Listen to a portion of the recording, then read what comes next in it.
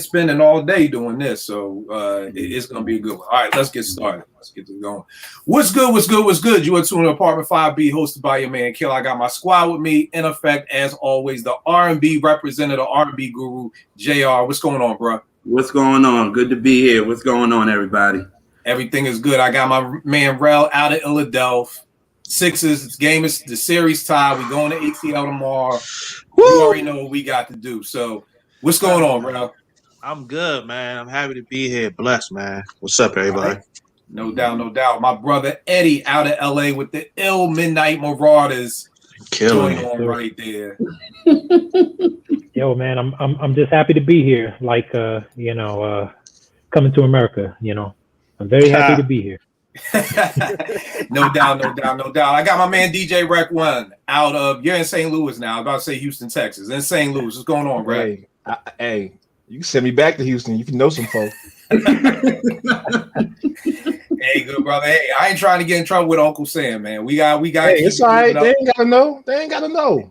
Nigga, they gonna know you ain't in St. Louis no more, bro. They gonna know. You ain't never lied. They'll be like, yo, where is the motherfucker that runs? You know what I mean? Exactly. The hip hop legend out of Philadelphia, Trey Lee. What's going on, good brother? You muted, bro. You muted. You mute. There we go. Sorry. There we go. I'm having a late dinner over here, so my apologies. And by the way, it's all good. Atlanta won't win another game, man. Ooh. Talk heavy. I love that. Talk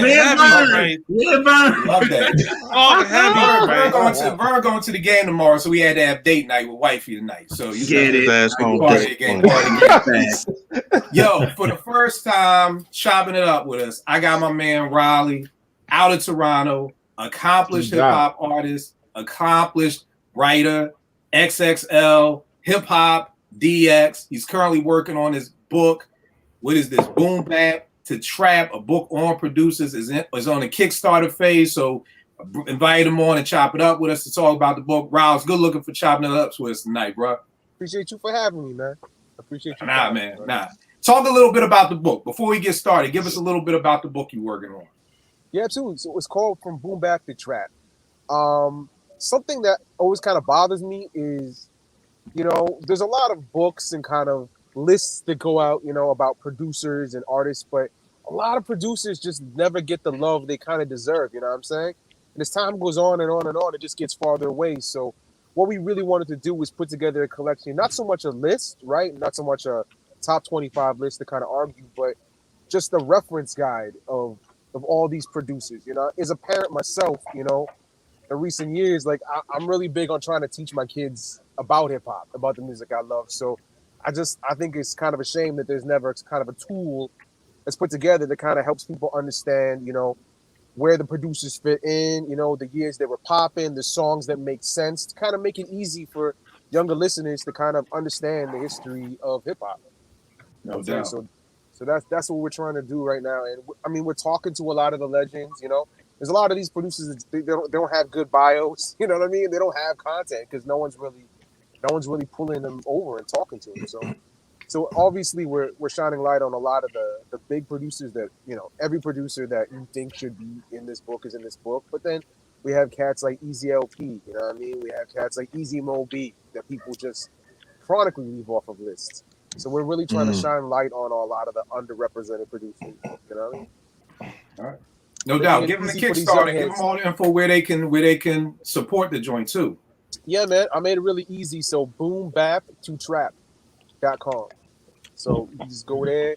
You can support that and let's bring this to life, you know what I'm saying? And just kind of help kind of immortalize a lot of these people that have, made my life what it is, you know what I'm saying? And help make a lot of people's lives what they are. So definitely dope. Real quick before we get started, Apartment 5B is sponsored by What's the Scenario Game, one of the funnest games, hip-hop games you could play. Rel knows about it. JR knows about it. Eddie knows about it. JR still got the chip. How an R&B bull got the chip over all us hip-hop. Come on, don't do that. I'm just saying, that is kind of like that. Bruh, if I go on an R&B show and there's an R&B game show and I beat you and Elise, there's something wrong with that, bruh. Like, you should win that. Okay. That's all I'm saying. Like, you literally came into the hip hop crew and walked out with the chip. Like, how's that possible? Like, twice. But so definitely check this out. SoWhatGames.com. Use promo code Apartment5B. You'll get free shipping. But best believe this game will, if it won't do nothing else, you will get into many arguments. Plural. Not just one argument. Plural arguments. There was many times that I was like, nah, flag on the play. Nah, that ain't right. But to what we're chopping it up about tonight, what I want to do is a series on hip hop of the subgenres that are in hip hop. You know what I mean? Because right now we're at a point where if you say hip hop, somebody can hear 5 different things. I used to say the same thing with rock and roll. You say rock and roll to my mother, she's gonna say Chuck Berry. You say rock and roll to somebody else, they say Bon Jovi. You say rock and roll to somebody else, they'll say U2. Somebody else, Van Halen. That's how we got soft rock and heavy metal and the different genres. So the thing we're talking about today is a genre that I've always hated this name, gangsta rap. We're gonna be looking at everything gangsta rap. Portia and I just did Department 5B, and Eddie was in there on Monday about positive songs in hip hop, or songs that make you feel good. And one of the things that came up was like kind of like once gangsta rap came on the scene, it's like a lot of that fun hip hop went out the window. You know, I always look at hip hop as pre Straight Outta Compton and post Straight Outta Compton. Pre Straight Outta Compton, you had Kwame, Dana Dane, you had the Herbie Love Bug crew, you had fun hip hop, mofos was dancing, touching legs and all kinds of shit. You go post Straight Outta Compton, people ain't dancing no more. People just mean mugging the camera. Everybody's violent now. Everybody's cursing. So we're gonna be looking at a couple of different things. What is gangster rap to you? Like, how do you define it? We're gonna be looking at the dopest gangster rappers, your favorite, just your favorite gangster rappers. One slept on gangster rapper, dopest gangster rap album. Do you think gangster rap ruined hip hop? And do you feel differently about gangster rap now that you're older and maybe you have kids than you did when you were a kid? So we're gonna be chopping up about that. I'm gonna set us off. To me, when I think of gangster rap, and the last thing is, can we come up with a new name for this shit? Because I just hate the term gangster rap. Like, it's right there with neo soul with me. Like, when neo soul came out, it was like, just, is it soulful? And why does it have to be neo soul or whatever like that? So for me, gangster rap encompasses 3 things: violence and drugs, degrading women, and a lot of cursing. I think if you check those 3 boxes on your album, then you would be a quote unquote gangster rapper. You know what I mean? So that to me is like gangster rap. And I'm also another part of the question: when you hear gangster rap, what artist comes to mind first? And for me, it's NWA. And it's because I never heard the term gangster rap before NWA dropped. Like, I grew up in Philly. I grew up with Schoolie D, who was the OG quote unquote gangster rapper. And growing up in Philly, we never looked at we never looked at Schoolie D like, oh, he's the gangster rapper or he's the gangster whatever. Like, it literally was just like, yo, that's Schoolie D. Like, that's what it is. You know what I mean? So that's what we get into today. So that's my thing. JR, when you think of gangster rap, how would you define it? And who's the first person who comes to mind for you when you hear gangster rap? Definitely what you said. I was gonna say violence and just a lot of cursing. You know what I mean? A lot of anger and rage. That's what I get from it. And I guess the first that I think about is Ice-T, actually. Okay. That's who I think about first when I think about him. You know what I'm saying? Like cop killing, stuff like that. Like, that's the first thing I think about when I think about gangster rap. I think about Ice-T. So, all right, good point. Ross, what about you, bro? Bro, so I think it's the same as everyone else is saying. You know, just violence, almost like there's like an uncomfortable allure to gangster rap, right? I think that's kind of why it's popular to a lot of people. For me, just because when I was a kid, I think Cool G Rap is one of those guys. You know what I mean? Like, Live and Let Die. Like, I had that shit, and like that album was so violent that it was almost zany, like at points. Like, it was just so insane. You know what I mean? It just kind of took it made NWA almost kind of look not soft, but I mean, like Great Train Robbery and stuff like that. So, right. I mean, it was like the kind of albums you gotta hide from your parents when you're a kid. You know what I mean? No doubt, no doubt, no doubt. Rel, what about you? How do you define gangster rap, and who's the first person who comes to mind for you? I kind of agree with everybody with the violence and the cursing, the subject matter that is uncomfortable at times, and the subject matter that is gloomy, not glamorous. You know what I'm saying? Some of the reality that some people actually live in. You know what I'm saying? I Right. think that's what it is, which is why I don't like the term gangster rap, to be honest with you. But that's how I would define it. For me, the first name that come to my mind is Ice T, and it's because just thinking back when I was a kid, I remember Colors. Mm-hmm. I cannot remember the name of this song, but it was was it High Roller, the video, Yeah. where When they had the cribs and all the cars and everything. he got bodied at the end. You know what I'm saying? Right. And that video was like kind of it's memorable to me as a kid because it kind of showed, like, you know what I'm saying, where you can end up. You know what I mean? Like, it wasn't just, yo, go shoot this motherfucker, get all this money, and then no, this is what can happen to you. You know what I'm saying? So Right. I always, I always come back to that was the first thing I think about. And being from Philly, he credits Schoolie D for introducing him to gangster rap. Like, you know what I'm saying? PSK was where he got 6 in the morning from, you know what I'm saying? Right. But my had a family friend, she had a baby by him. So I used to see him a lot, and I didn't really think about him as a gangster rapper for some reason. I just didn't, you know what I'm saying? And just being in Philly, probably outside of Philly, they probably would look at it like that. So that's why he wouldn't come to my mind. It was more so Ice-T for me. All right, no doubt. Eddie, what about you? Yeah, same. I think, when I think of gangster rap, I'm thinking of the language used, the violence. Like Hill, you mentioned, often disrespectful to women, all that, and some, like, specifically on the West Coast side of it is, specific, like, gang activities. You know what I mean? And I think that part of it was really sparked on the West Coast, because I feel like that gang culture is really more of a West Coast thing traditionally. Right. But like Jr. said and Rel said, the first artist that comes to my mind is Ice T. Same with the Colors, which is, it doesn't get any more gangster rap than that. Breaking down the Colors, which obviously has to do with the different gangs in LA and stuff. So Right. for sure. All right. Trey Lee, what's good with you, good brother? Oh man, interesting topic.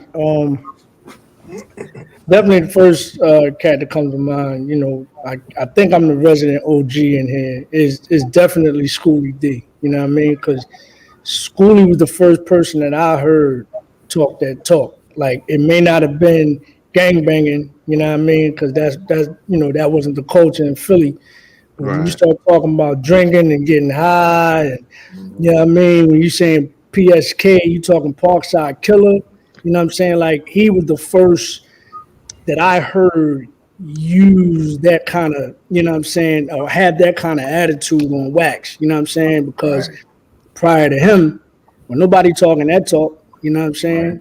They were talking about how nice they was on the mic. You know what I'm saying? They was talking about, meeting women and having, stories about a lot of storytelling. But it was never a street tale. Like, Schoolie was giving us street tales. Schoolie was giving us stuff that I actually saw with my own eyes. Like, damn, what he talking about is some real shit. You know what I'm saying? Right. So to me, he was the first to bring that about. You know what I mean? So when I think of, my introduction to gangster rap before it was even titled gangster rap, it was just a cat from the hood talking that talk with Schoolie D. You know what I mean? Right. Right. Right. What about you, Rec One? For me, it's a little different, man. Around that age, I was still in New York.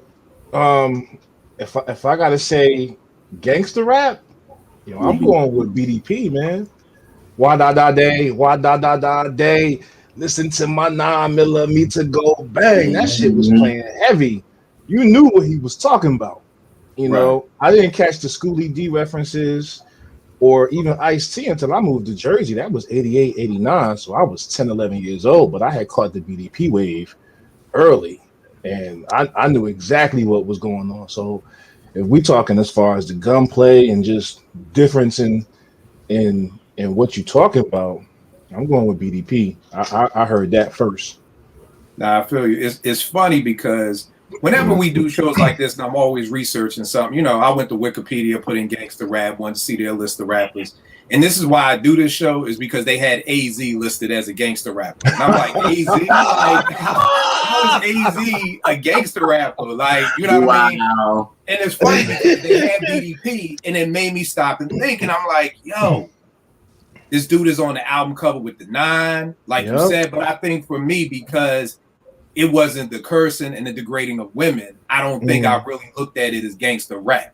You know what I mean? Or I would have put it in that. But I mean, you're 100% right, because when it was about violence, you know. Yeah, I mean, like as a kid, I can't relate to anything else but that. What I see is what I see. Right. Like you said, he got on both album covers. He got weapons. He on a gun. So at 9, 10 years old, I'm like, okay, got it. Right. No. I totally get that. All right, who would you guys say are your top 5 fave gangster rappers? For me, I got G-Rap in no particular order either. G-Rap, I feel like G-Rap has a 3-album back-to-back huge discography. You know what I mean? I think he has one of the dopest debut sophomore 3rd album runs in hip hop with Road to the Riches, Wanted Dead or Alive, and Live and Let Die. Another one, because you know Ice-T has given him this, it was definitely Schoolie D coming out of Philly. I think for me with Schoolie, I don't think I looked at him as a gangster rapper because he didn't talk about that all of the time. Like, so keep it in mind, my mind isn't thinking gangster rap until post Straight Outta Compton. That's all NWA talked about. Guns, fuck, hoe, fuck. You know, like it was every song. You know, like I was just listening back to PSK today, and it's like a sucker with, you know, Schoolie telling stories. Like Trey said, like, yo, I went to a house party, dude bit my rhymes, I pull out the gun, put it to his head, I'm about to kill this nigga dead. Listening back to it, it's like, damn, that is gangster. You know what I mean? But because it wasn't the everyday, Schoolie would have one verse like I'm chilling. The second verse is, yo, I'm gonna bang this shorty real quick and drink. And the third verse is, nigga tried to, front on me, so I pulled out the gun. I ain't kill him, but I pulled it out. Which technically, in 1985, like Trey said, nobody else was doing that. You know what I mean? But I think in my mind, again, it just didn't connect with me. Next one, I would have to go Prodigy. You know what I mean? If we're looking under our definition, if we're looking under my definition of cursing a lot, violence, maybe not disrespecting women like that, but Prodigy, I mean, I think 95, 96 Prodigy, I think he's top 3 MCs walking the planet Earth. Like, I think, Infamous, Hell on Earth, murder music. I mean, like, yo, you talking some nasty stuff. So I got Prodigy. Again, sort of, kind of under this, and we can talk about it. I got Big. You know what I mean? I got Big. Who I think is my favorite MC ever. I think he's the best MC ever. But again, and this to me is why, as people, we have to define what we're talking about. So then you can just see how stuff falls into those categories. So like I said, if you talking about cursing, you talking about violence, again, I'm fucking you tonight.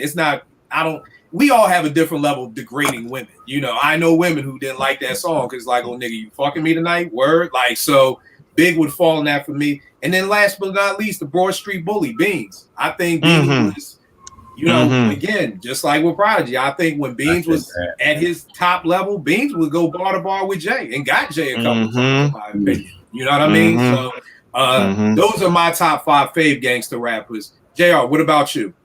Mine is, I said Big, I said Prodigy, I said Beans, I said Raekwon. Okay. And then I got Snoop. Okay. Those I know you got Snoop. Your Doggy Style was your number 1 album listened to growing up. Yes, yeah, that and Chronic, yeah. So I knew you had that. What about you, Raleigh?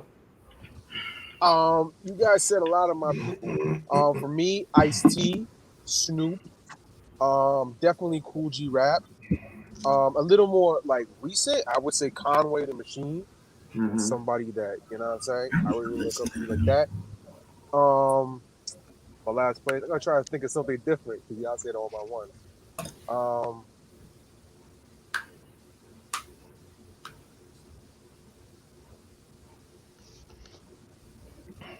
Yo, Nate Dogg. Okay. Nate Dogg was hard. Ooh. I ain't mad at that. Regulate that entire song. Yo, the reason why I'm laughing is because I was at a wedding and my homegirl told the DJ to throw on some West Coast music, and he threw on like "It Ain't No Fun," and it was like niggas looking like that. Yo, nigga, that's what you threw on like at a wedding? Like people's parents and grandparents are here. And you like, you know what I mean? But when you think about it, Nate Dogg, I mean, you don't get much degrading than the shit that's going on in Ain't No Fun. Like that's quintessential degrading women. Like at a point, I think that was it. You know what I'm saying? Yeah, I'm not mad at that. The entire storyline of Regulate. You know what I'm saying? You probably one of the first people to actually listen to that joint. Right, because most people don't know what they saying, but it's crazy. It's crazy. Eddie, what about you, bro? What you got? All right, I got like some of y'all said G Rap for sure, Prodigy. I'm going with Lil Fame from MOP. I mean, MOP was gangsta shit to me, man. Yeah. Fuck out Good one. I got MOP may go down in the history of hip hop as being the only group nobody ever fucked with. Like, there's not. I mean, they was on G Unit. They left. 50 ain't say nothing. Anybody else who left G Unit, 50 had a bar for it. These niggas was on Rockefeller, left Rockefeller. Ain't nobody. There's not one person who has said anything negative. I'll never forget when there was a picture of Lil Fame getting married to some white woman, and people were like, "We ain't saying shit." Like, who gonna say something? Nobody. Nobody say anything. So they just let it ride. Got to go down in the Hall of Fame as being maybe the most gangsta rappers ever. Because I saw a video of them walking through Brownsville, flipping over bootleg tables and shit. So So again, like anybody else done been shot at a couple of times, been punched in their face, been robbed. Not MOP. Sorry about that, Eddie. Finish what you were saying. No, it's all right. It's all good. And then I'm going with Cube and Snoop. Dope. Rel, what about you? All right, before I say are we gonna do an underrated person too? Like later my on? bad. Yeah, okay. Matter of fact, I will go back around. My underrated my underrated was MC Ren. I felt like on Niggas for Life, when Cube left, I felt like Ren really stepped up. And nobody talks about it. Even when they did the Straight Outta Compton movie, you like seeing videos with like Dre and Cube, and it's like, yo, we're Ren. Like, y'all just left my man out, like even on the promo run or whatever. But and I felt like we did this show before. Albums Hip Hop owes us. Hip Hop owes me a Ren produced album, a Dre produced album for Ren from 92, 93. Like that's an album that hip hop owes us. Like, so I'm talking after Niggas for Life, before Chronic, somewhere in the middle there, an all produced MC Ren album. That's what hip hop owes me. So mine is MC Ren. JR, you got slept on Gangsta Rap? I was gonna say Cube. Okay. For me anyway. That's how I was gonna say him. I think the only reason why Cube didn't make my list because he felt like he was only a gangster for like one album. Like I felt by the time he got to America's Most, like he was like a political gangster almost. Like that's the only reason why he didn't make mine, because I felt like he kind of was a gangster, and then it was like, I'm done with that. Like let's move on to something better. So Riley, what about you? You got slept on one? DOC. Oh yeah. He had they had that whole movie, and I think he was in it. I think they showed his accident, and they just came to the hospital, and they just kind of panned past the bad, didn't really explain anything at all. It was just completely out of context. Right. Yeah. Right. Eddie, who just slept on? Yo, I'm going with Be Real from Cypress. Because even though they talked a lot about smoking, they did talk that gangster. Oh, they talked that Latino gang stuff tough too. Hell yeah! I want to say, didn't he have a problem with Cube? Didn't they have a beef? They did. They pieced it up. Yeah. I feel you. All right, my bad, Ralph. So you could go with your top five and you slept on joint too. All right, my top five is Prodigy, Cool G Rap, Ice Cube, Scarface, Face. and Styles P. Um, Okay. I feel like when to explain Styles, when Styles get in his bag, like get in that bag, he's like graphic with it. You know what I'm saying? I'm an ignorant and negative nigga. You know what I'm saying? Pop shit and say I'm better than it. Like he get in his bag. So Styles is gangster to me. My slept on, and this is somebody I'm a huge fan of. And sometimes I get overlooked. Is MC8. No pick. I think MC8 whole aura and swag is that of West Coast gangster. Like, you know what I'm saying? Like his character in Menace to Society is like him for real. Like that's why it was so like that's why I was one of the best characters, because like that's just how he is. That's his whole swag, you know what I'm saying? So MCA would be my person that I Dope. Another thing about 8, he had an album that dropped, I think, 2 years ago, that Primo, I think, executive produced. Very dope album. I think it was like This How the West Was Won, or it was something about the West. It was a very, very dope album that a lot of people talk about. But no, We Come Strapped. Oh, yeah. That was back in the day, though, right? We Come Strapped was in the 90s. MCA and Compton's Most Wanted. Listen to that joint. That's an amazing West Coast album. Like that. So, yeah. All right, no doubt. Trey, what about you, good brother? I mean, y'all done named, pretty much all of them. G-Rap. I mean, but jump in, in the same thing, Riley. If you want to come back, like, even if we said it, like, talk about what they meant to you. You know what I mean? So, like, even if we named them, definitely still talk about what they meant to you. Mm-hmm. G-Rap, and I'm going basically all 80s. So G-Rap, Scarface, Ice Cube, KRS-One, and I'm gonna say Just Ice. Okay. Nice. Okay. I'm gonna say Just Ice, and the reason why I say these cats is because at that time in my life, like, I believed all that shit. Like, I know Cube, but I know for a fact Just Ice, he was at Howard University, and I know for a fact there are rumors. Well, it's not for a fact, but there were rumors that he threw somebody off one of them buildings. I would think it was Meridian Hall. Like, and so me as a freshman in college, living in that dorm, it's like, yo, that's some real shit. And like, there were rumors swirling around, but I believe a nigga like him would actually done that shit.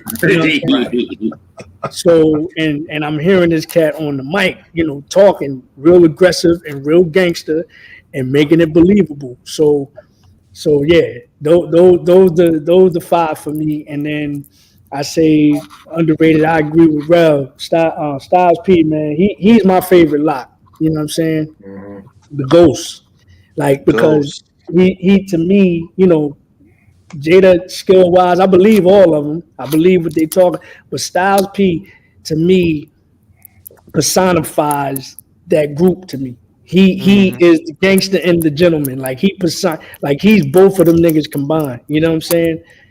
Styles P is my underrated. That's dope. Rec One, who you got?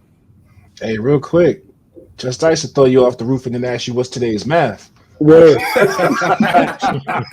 that's real. I'll wait for you to respond while you fall. And then if you don't, we'll throw you off the roof again. Yeah. Yo, oh man. So for me, I got groups, man. Mobb Deep, for everything Kill said, but those are prevalent times for me, man. The 90s for me, that's basketball. You got to have that kind of hype music to get right. So for me, Mobb Deep as a whole, like, I can't count how many times we had that stuff to come out to. Mobb Deep. Number 2, Dr. Dre. Even if he didn't write the shit, hey, he had a torch and he was running with it. And the Chronic, you cannot deny it for what its place is in gangster rap. I love the album. I still play it, and it is what it is. Number 3, Onyx. I'm gonna tell y'all a funny story, man. Mm. Freshman year of high school, bro. This joint came out. Yo, we had white boys on my AAU team cutting their hair bald to just fit in, The influence. based off of Onyx. Like, Wow. I wish I could find the pictures, bro. Like, it's a picture of us. We won the Mid Atlantic Championship out in Jersey somewhere, and bro, half my team, with the exception of one Puerto Rican cat, got a straight baldy, bro. White boy got a bald, like 2 white boys got baldies. Not giving a fuck. Everybody else is black and Puerto Rican, but 2 white boys got a bald. If you talking about 93, 94 white boys, that's some influence, because that's if you was white with a bald head, you was in the KKK. So Correct. Talk about that's some influence for white people who to cut their hair. Nah, they straight up was like, yo, cut my shit to look like these cats. Can't make this shit up, man. Even when I was at Morgan, man, niggas got baldies. I was like, not me, nigga. I'm from Philly. That was back then. You always had a dark fade if you was from Philly. I ain't cut my hair, niggas, but mad people on campus. Everybody. The influence was heavy, man. I remember walking on Jamaica Avenue the first time hearing "Throw Your Guns in the Air." I lost my fucking mind, man. I asked my mom, like, yo, I need that mixtape. Whatever that is, I need to buy that. Lost my mind, man. Number 4, Cool G Rap. When I heard Talk Like Sex, I was like, yo, what the I didn't even make the correlation that it was he had the same verse in the symphony. I just heard all this craziness, and I'm like you can listen to this. Like, this is Talk Like Sex was my teaching method of sex right there. There's a prime example. If you don't talk to your kids about sex, they gonna learn it from now. They gonna learn it from Meg Thee Stallion and these other. All I'm gonna say is Cool G Rap opened my brain up to a whole bunch of shit, and I still ain't know what the fuck he was talking about. Yeah, let me tell you about how influential. Like, okay, my old barber was like, we was talking about G Rap. He was like, yo, I'm gonna keep it a buck with you, bro. I don't need pussy because G Rap said don't do that. Like, I'm dead ass. Like, that was the influence of hip hop. Wow. That, you know what I mean? That he was like, yo, bro, to this day I still don't eat pussy because of that. Because G Rap said like, he don't do that shit. Wow, he must be single. Anyway, number 5, rest in peace, Sean P. The greatest rapper you know. Oh, I believe everything. When he changed his name to Sean P, he I don't care what he said. He ain't lying. He's not lying. He bust you in your face, take your girl, whatever. Yeah, all that. Sean P, man. he's one of my favorites, man. I'm just mad that health wise he just didn't have it to continue on, man, because I think he was truly on the cusp of showing out, man. Like, I think it was really about to get stupid. So those are my 5, man. Is the crazy thing is, I don't know if he was about to get stupid. Like, I don't know if P was ever gonna, because like when you hear things like, yo, Big L was about to get on, you know, like getting signed to Rockefeller, I think P was just gonna be P, and that's why we love P. You know what I mean? I don't think he would have changed. I just think more people would have got to know who he was. More people and that would have, of course, he'd have taken advantage of it best he could, but I think he'd have still stayed the brokest rapper, you know, regardless of how many shows you did or whatever. I think he'd have kept that energy and just been him, you know? Right. That last, I don't know if it was his last album that he recorded before he died or if it was posthumous, but that Imperious Rex. Imperious Rex was crazy, man. That was so fast album. To me, P was one of them MCs that he like Chick-fil-A. He gonna give you what you want every time. There's never is he gonna, like, it's either you like him or you don't. Like, I say same thing with Kweli. You either like him or you don't. I can't really think of any time Kweli came whack. He's gonna Kweli's gonna Kweli. Like, that's just it. Like, he's gonna be who he is. You either like him or you don't. That to me was P. Like, P could do no wrong. And I'm not saying that like on no stand shit. I'm just saying he never really did any wrong. Like, any verse he dropped was dope, whether it was his album, and he always had his own style. You know what I mean? Like, it wasn't like what you say, no father to his style. Like, it's just that was just P. You know, we'll say dumb shit like, and I ain't even vote for Obama, P. Like, you know what I mean? Like, who else is talking about they vote for Obama? Like, any other rapper say that they cancel. P is just like, that's P. Like, yeah, he ain't vote for Obama. Who cares? Maybe he did, maybe he didn't. I don't know. gangsta album, I'm going with Niggas for Life, man. NWA. And it's so funny because now later on in life, I hear so many people who say, I really wasn't like that album. I ain't really, I love Niggas for Life. It checked off every box, and we'll go into more depth about Niggas for Life later on. But yeah, I love that album. I mean, like 2 of my favorite Dre beats ever are on that album. Real Niggas Don't Die. Like the way that album sets off is just the way it's engineered. And I didn't even know this is 91. I'm 16. I ain't know nothing about engineering him. I just know when you put in Niggas for Life in somebody's car, that shit was louder than anything else that you put in. Like, you put that shit in and it's on 10, that shit sound, and then you put Brand Nubians in, it don't sound as like, you gotta turn Brand Nubians up to 20 to get it to sound like Niggas for Life on 10. So that would just let me know, like, it's something different about this nigga Dre. But I got Niggas for Life. JR, I think I know what you're gonna say your favorite gangsta album is, but I don't know. What you got? It's between 2, but I'm gonna go with damn it. I don't know which one to pick between the 2. I'm gonna go with Ready to Die. Wow, I'm shocked, bro. I knew you was gonna say Doggy Style. This is the first time I taught you how to curse. It did, but I'm thinking that shit hold a special place in your heart. Actually, but it does. But I'm Ready to Die is still my favorite. But Doggy Style is like it told me how to curse. But Ready to Die, he just gave, us being from Brooklyn, he gave us that Brooklyn thing. You know what I mean? So it was like everything he talked about, it was like, yeah, we know what he's talking about. You know what I mean? So if I had to go first, I would go for Ready to Die. All right, no doubt. Riley, what you got, a good brother? Well, I'm taking Doggy Style. You know what I'm saying? When that came out, I couldn't put that shit down. That was one that kind of, I don't want to say defined gangster rap, but it's the one that made like the mainstream audiences the most upset about gangster rap. He was the face of gangster rap. Mm-hmm. You know what I mean? People were mad at him for not being a better role model to kids and shit, like all types of things that not that no one cared when NWA did it, but I know what you're saying. Snoop was on such a different level, you know what I mean, in terms of the popularity he got. So yeah, and just in that time of my life, that was just an album that I think I had that on tape. I dubbed it or some shit, and it was just stayed in my Walkman for like a summer or something. Like it was just one of those tapes you just keep playing and playing and playing and playing. You know what I mean? Yeah. Definitely. The crazy thing about that is like that to me is that album had the most hype, and it was one of the few albums that lived up to the hype. You know what I mean? Like it was like, when is this dropping? When is this dropping? And then usually when it drops, like, it's not as good. Like, everybody was playing Doggy Style. You know? And that was the era of the skits too. You talked about the skits, like, with the Chronic. I don't know how many people said these nuts. Did you get that? Like that was just the running joke everywhere you went. So same thing with Doggy Style. Like all the skits, just everything became like just as much as people would quote lyrics, you would quote in the skit. So like with Wu-Tang, we're like, yo, it's torture. I'm gonna put a fucking what do you say? I would put the hanger on the stove, or I can't tell you how many times. That's right. How many times we walk in each other's dorm room like, yo, where the fuck is my killer tape at, nigga? Like, you know what I mean? So even when the skits was just as big as the song. So yeah, Eddie, you about to say something, bro? Man, I was gonna say, speaking of Doggy Style, because I was just playing it the other day. And I just realized, nah.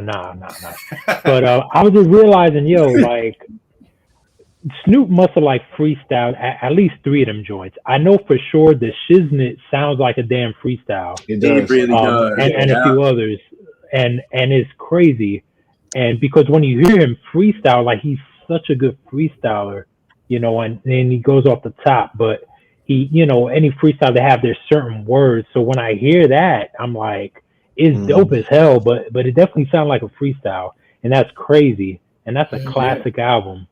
It's nuts, yo. But for me, I gotta go with the Infamous, man. That was on my list. Yo, the Infamous, man. That's just, whew. I remember like I had to step away from that album for a while. Like it's just so violent, man. They catching so many damn violence. Don't get me started on that album. I have to it's like you got to detox. I know exactly what Eddie talking about. Like we rode from Morgan to Howard and back listening to that shit. I was like, yo, can we put ourselves like 100 niggas got killed? Like, like too much shit like just happened. Like we need a break for on the ride back. Like, so I totally understand what you mean, man. Yeah. That was like East Coast hip hop violence on a whole nother level of violence, It wasn't just I'ma fuck you up. It was like, nah, I did. I killed you, we killed your man and them. We went through Marcy, killed them too. We killed everybody, Bro, what you got for yours, good brother? Before I say mine, let me piggyback on the Infamous real quick about such a bad influence that album had on me and my mans. We was in a group. Me and him rapping. Well, hold tight. Can we save that for a second? It's like, can we put the only reason why I'm saying is because I want to talk about the influence. Okay. So my favorite is Ice Cube Death Certificate. It's classic to me, man, and it's just Steady Mobbin's on there, No Vaseline's on there, Bird in Hand is on there, Raw Nigga the Fuck was on there. True to the Game, like, yo, come on, man. Q was in his bag on that joint, man. That's just, that's his best album to me. The album's damn near flawless to me, and it's gangsta rap personified, if we're gonna use that term, gangsta rap, which I don't like. So, but I think that's my favorite, man. I was going to do Scarface, Untouchable, but I'm gonna go with Cube, John. All right, no doubt. Trey Lee, what you got, good brother? Well, mine actually is the Infamous, but since he said the Infamous, I'm gonna go with the other Cube album, America's Most Wanted, because America's Most Wanted was the political gangster. You know what I'm saying? But he still was in the street too. You know what I mean? When you start talking about stories like Once Upon a Time in the Projects, and you get to the splits where the motherfucker was with a dude, jack the nigga in the drive-through of McDonald's and shit like that. You know what I mean? That shit right there, I rewound that skit at least 20 times when I first. McDonald's is my spot, motherfucker. Jack the motherfucker in the Nissan truck, right in the drive-through. Nigga, get in the car, nigga, get out. You know what I'm saying? So since he said the Infamous, I'm saying America's Most, man, which is my favorite, and this is controversial. This is my favorite hip hop album of all time. The wild part is, bro, I don't see that. I mean, I don't see that as being, controversial. Not at all. Ain't nothing wrong with that. Rack, what you got for yours, good brother? Man, it look like the West Coast is winning, man. Hey, that's something I want to talk about because, I don't know if it was Riley or Eddie. I think it was Eddie who was saying, the West Coast. When I think of gangster rap, I think West Coast. And I think it goes back to what Eddie was talking about. The gang culture was so much more prevalent. It was prevalent there than it was to me anywhere else. You know what I mean? So I think the West Coast is winning. Nah, for me, it's the Chronic, man. That was it's one thing to have a gangster rap album, but to where you could close your eyes, listen to it, and envision yourself being in that shit, that's different. That's different. And that album still holds high replay value for me to this day. Like, it's probably not, I probably don't go 2 months without listening to either the album or a song off the album. Like, if you listen to my radio mixes, if somebody didn't know who I was, they probably be like, damn, this nigga play a lot of West Coast Dr. Dre. It's because if I'm going for a certain vibe, I'm going right to that crate. And for me, the Chronic, man, it hit. It did what it was supposed to do. Same as like you said, Doggy Style, JR. It was right there from a standpoint of the gangster rap with the skits and everyday life and everything else. So for me, my favorite gangster rap album is probably the Chronic. Why was that joint so clear and loud? The Chronic. It's like, because it sounds perfect, bro. It's Dre. How did he do that? That's what he does. How did he do it? Listen to 2001 and tell me it don't sound just as crispy and clean. You're right.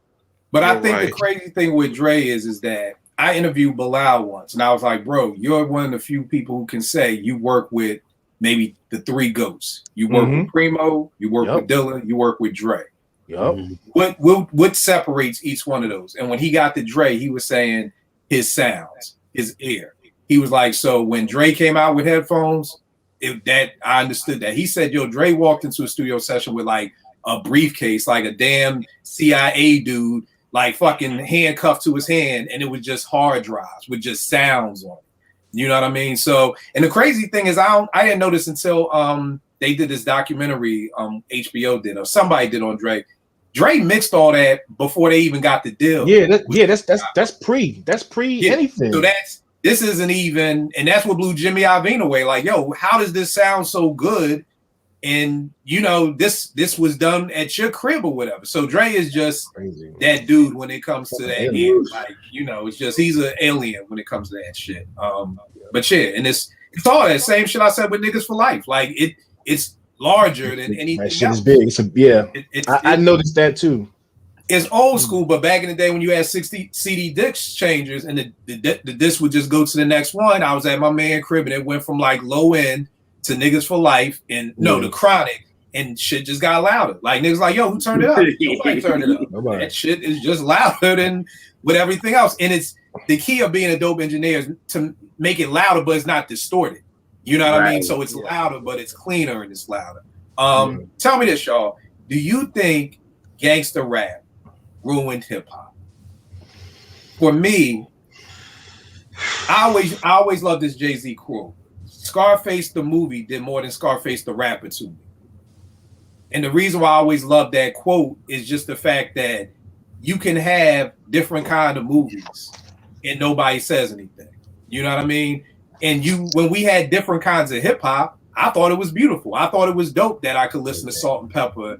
And then if I got a little tired of that, I could turn on NWA. And then I got tired of that, I could turn on EPMD. And then if I got tired of that, I don't think gangsta rap killed hip hop or ruined hip hop. I think the industry then making everybody want to become a gangster rapper. Like, this is what we're signing. So if you want to get signed, be a gangster rapper. But I don't think it was gangster rap because when Straight Outta there were hip hop shows, and Trey knows this. You would have a hip hop show with NWA, Eazy-E, Too Short, Kid and Play, Jazzy Jeff and the Fresh Prince, and Big Daddy Kane. Like, and they all had love for each other. It was like, yo, I love what you do. Nah, nigga, I love what you do. And so it was room for all of that. But when you just have an overabundance of just everybody, it's the same thing I'm doing with this whole drumless hip hop campaign. It's like, there's nothing wrong with just rhyming over a loop. But when every single person is just rhyming over a loop, that's what gets redundant about it, you know? And people are like, oh, but West Side Gun and them, they sound great over it. Yeah, nigga, does everybody in the NBA need to take the same shots that Dame, Steph, and Trey take? No. No, everybody does not need to shoot from the goddamn logo. Certain people can do it. Rock Marcy can do that. Everybody can't do that. So I don't think gangster rap ruined hip-hop. I think the industry pushing gangster rap on us is what ruined. If anything did ruin hip-hop, I think it's that. JR, what about you? I agree with that. I think that once Doggy Style sold so well, the industry changed. It was like, we want this. We want everybody to do this. This is what's going to sell. This is what, and it became so, because it, you know, on the R&B side, it kind of not hurt us, but it made, now R&B had to be a little harder. You know what I mean? Because before then you had, you know, everybody was rocking with Bobby. Bobby was wearing a suit, but he was still that dude. You know what I'm saying? Dancing and all that. But once, you know, really gangster rap, which I hate that word, because on Unsung, they always say gangster rap came in and messed up everything. But when Snoop became that, then it was like the Chronic came out, R&B had to change. Y'all started seeing Jodeci dressing like rappers. You started seeing Mary dressing like one. You started seeing SWV dressing like one. It changed because before then you had like Luther and all them. They was the suit wearing dudes just singing and nobody cared. But once, you know, the Chronic blew up, it was like, uh-oh, there's a change happening here. And it was like, it changed everything. So it's not like it ruined it. It's like mainstream got on it and that's all they wanted. You know what I mean? And if you wasn't like that, You didn't get no burn for real. So I don't think it ruined it. I just think the industry ruined it because, like you said, it was no more. It was like you said, you can listen to Salt and Pepper, you can listen to this, you can listen. Now it's we want Snoop, we want this, we want that, and that the industry kind of ruined it, not just the rap alone. And the crazy thing is, bro, is even before Snoop, to me, it was Straight Outta Compton because that was the first thing that really went platinum, and that's when record labels said, "Oh, now we can sell records. Now we kind of got this." Because people don't realize in the '80s, record people didn't know what to do with hip hop. That's why we got such great hip hop because it was just like, go do what y'all want to do. Right. You know what I mean? Nobody gonna tell you nothing. Just do whatever you want to do. But then after that, and then that Poe parental advisory sticker. Prior to NWA, if you got that sticker, that was a death blow. The last thing you want, parental advisory sticker on your cover. You know, ain't no kids gonna buy it. Ain't nobody gonna buy it. But then after NWA came, that's why it's always pre and post Straight Outta Compton for me. Post Straight Outta Compton, you wanted that. That was the new thing because now kids were like, oh, if I see that sticker, I'm gonna buy it just to be defiant to my parents. So now you went from not wanting the sticker to wanting the sticker. So you went from no cursing to all this cursing. So, all the cursing. Just crazy how the game is. Riley, what about you? Do you think gangsta rap ruined hip hop? I don't. It might have sucked the fun out of the room a little bit. You know what I mean? But I don't know if it necessarily ruined hip hop. I think you're right. As soon as the industry kind of came in and made everybody that wasn't gangster all of a sudden hard, people were just being hard just to be hard. You know what I'm saying? It almost made like not so much an authenticity issue, but you're saying like someone like Just Ice. You know what I'm saying? You felt it. You know that's how he was. You know what I mean? That's how Sean P was. There's a lot of cats that weren't like that. That's literally it is what who they are. You know what I mean? Yeah. So. Yeah. Bumpy Knuckles is one of them dudes. Like that's just Freddie Fox. Yeah, he will really do some of that stuff to you. He will really hurt you for real. Yeah, he will. Yes, sir. So like Riley said, you got the cats who was already like that. The industry didn't have to tell them to be like that. I tell people all the time, go look up the new style, Naughty by Nature, before they became Naughty by Nature. Them niggas had on suits and they look like Dre and the World Class Wrecking Crew, and then they get signed and now you shirt off, chain around the neck, and a machete. Like again, I don't know what happened. I don't know. Maybe that shit went out of style. The time changed. Maybe Tommy Boy said the time changed because that was '89. Everybody's walking around with the African medallions. They ain't come out till '91, and the shift was done. The shift was done. He's walking around cornrows, a fucking dog chain around his neck, and no shirt and Templo Timbs on. Yeah, like it was over.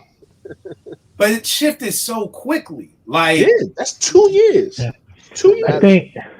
But think about those. But think about those years. Like if you think 88, 91, that's not a long time. But the shift from those is crazy. Those years are crazy. It is crazy how stuff changed. It was crazy like that, man. But again, that's straight out of Compton. That's straight out of Compton. That's post straight out of Compton. That's now because think about it. Either you got hard or you fell off. The only reason why Kid and Play stayed around was because of House Party. House Party, Yes, sir. Yes, sir. Kwame was done. Dana Dane was done. Like Riley said, it sucked all the fun out the room. It was the fun police. Like no more fun in hip hop. We dead ass serious now about which ushered into what I like to call the Heineken and Blunt era of hip hop. You know what I mean? Which we're gonna talk about that too, because like you said, 2 years don't mean a lot, but it does. And this is what I tell people on Twitter. People like, Killer, I'm your age. How old are you? I'm 43. Nigga, you ain't my age. I'm 47. You know what I mean? You're not my age. I was a senior in high school, my nigga. You was in 8th grade. We were not, you are not my age. People just think that's a difference. It's a big difference. It's a difference, man, because your age when certain stuff was out, like me and you said 47? I'm 47. Right. So if you look at it, me and you, 8 years apart. That is when certain things was out. You were in high school and I wasn't. So, you know what I'm saying? You were getting and understanding different things, and I wasn't. You know what I'm saying? So 43 and 40, even 43 and 47. It sounds like not that much, but it's a lot. It's a big difference of when you came out. Because once you're old, now we're all married or we got kids and we go to work every day. And I sometimes forget, like I got friends who are 33. You know what I mean? And I kind of forget that they're so much younger than me just because we are doing the same thing. You go to work, I go to work. You got, so you forget like, oh shit. And it's not until people say dumb shit like Kobe Bryant is the best basketball player ever. I'm like, you're in your 30s, aren't you? It's like, yeah, how'd you know? Because you said Kobe's the best ever. So it's one of those things. Trey Lee, what about you, bro? Do you think it ruined hip hop? Nah, I don't think the music itself ruined it. I think like you said, it's the promotion, the heavy promotion, the lopsided, one-sided promotion. What the industry, it became the I'm not going to say the gold standard because that's not the term that I want to use. But it's the lopsided promotion of it. Like, this is what you have to do to be successful. You know what I'm saying? Not the music itself. You know what I mean? Because, people free to talk about whatever they want to talk about. But when you start measuring success in this industry based off of gangster rap and the persona and how you talk, then that was the issue, not the music. Yeah. Right. Eddie, what about you? Yeah, I want to build on what Trey's saying because I was thinking about it and I was like, I don't feel like it ruined it because it brought like kind of a duality. I think, some people use the creative freedom that brought, that the NWA and the parental advisory sticker brought to kind of speak on real things. But then there was the caricatures, the CB4 thugs, the cartoonish. And then you had the media, you had the media that was painting all of rap or hip hop as that, right? So then if it was hip hop, they used the blanket term gangster rap for everything, even when it didn't apply. You know what I mean? Now they're like, if it has a parental advisory sticker, it can have a parental advisory sticker because they're killing someone, or it can have a parental advisory sticker because they're using a curse word. But the content could be totally different.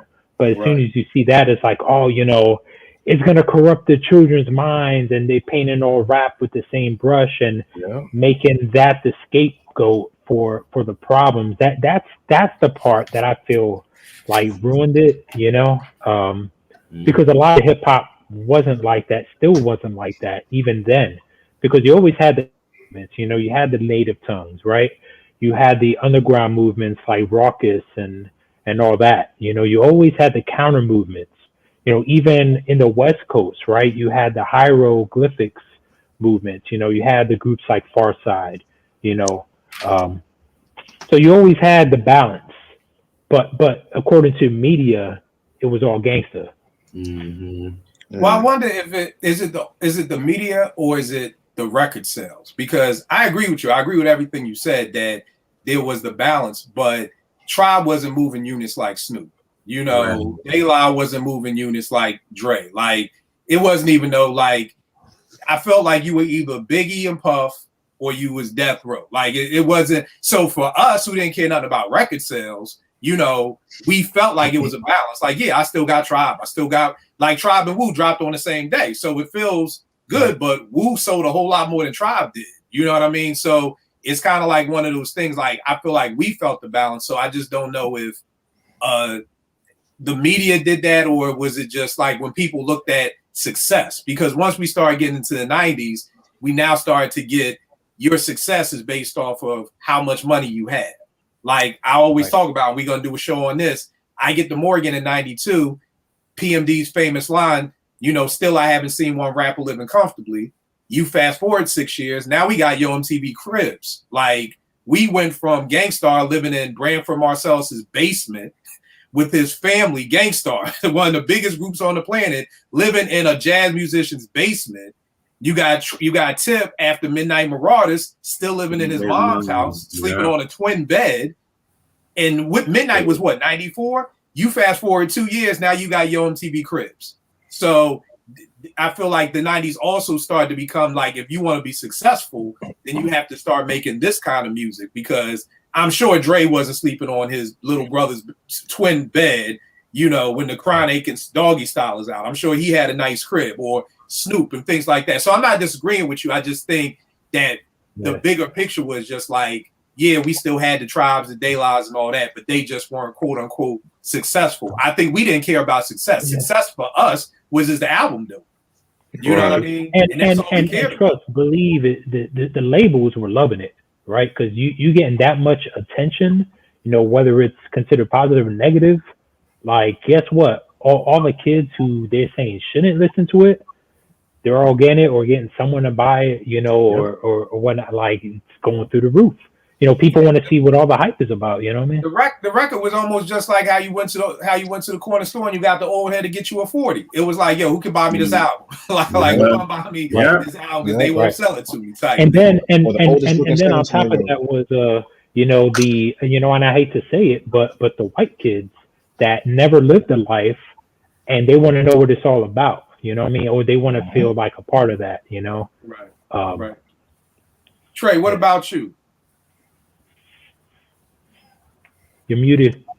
Oh yeah, as far as what I thought I answered the. Oh, my bad, bro. Did I go to you? I know I skipped. All right, bro. What do you think?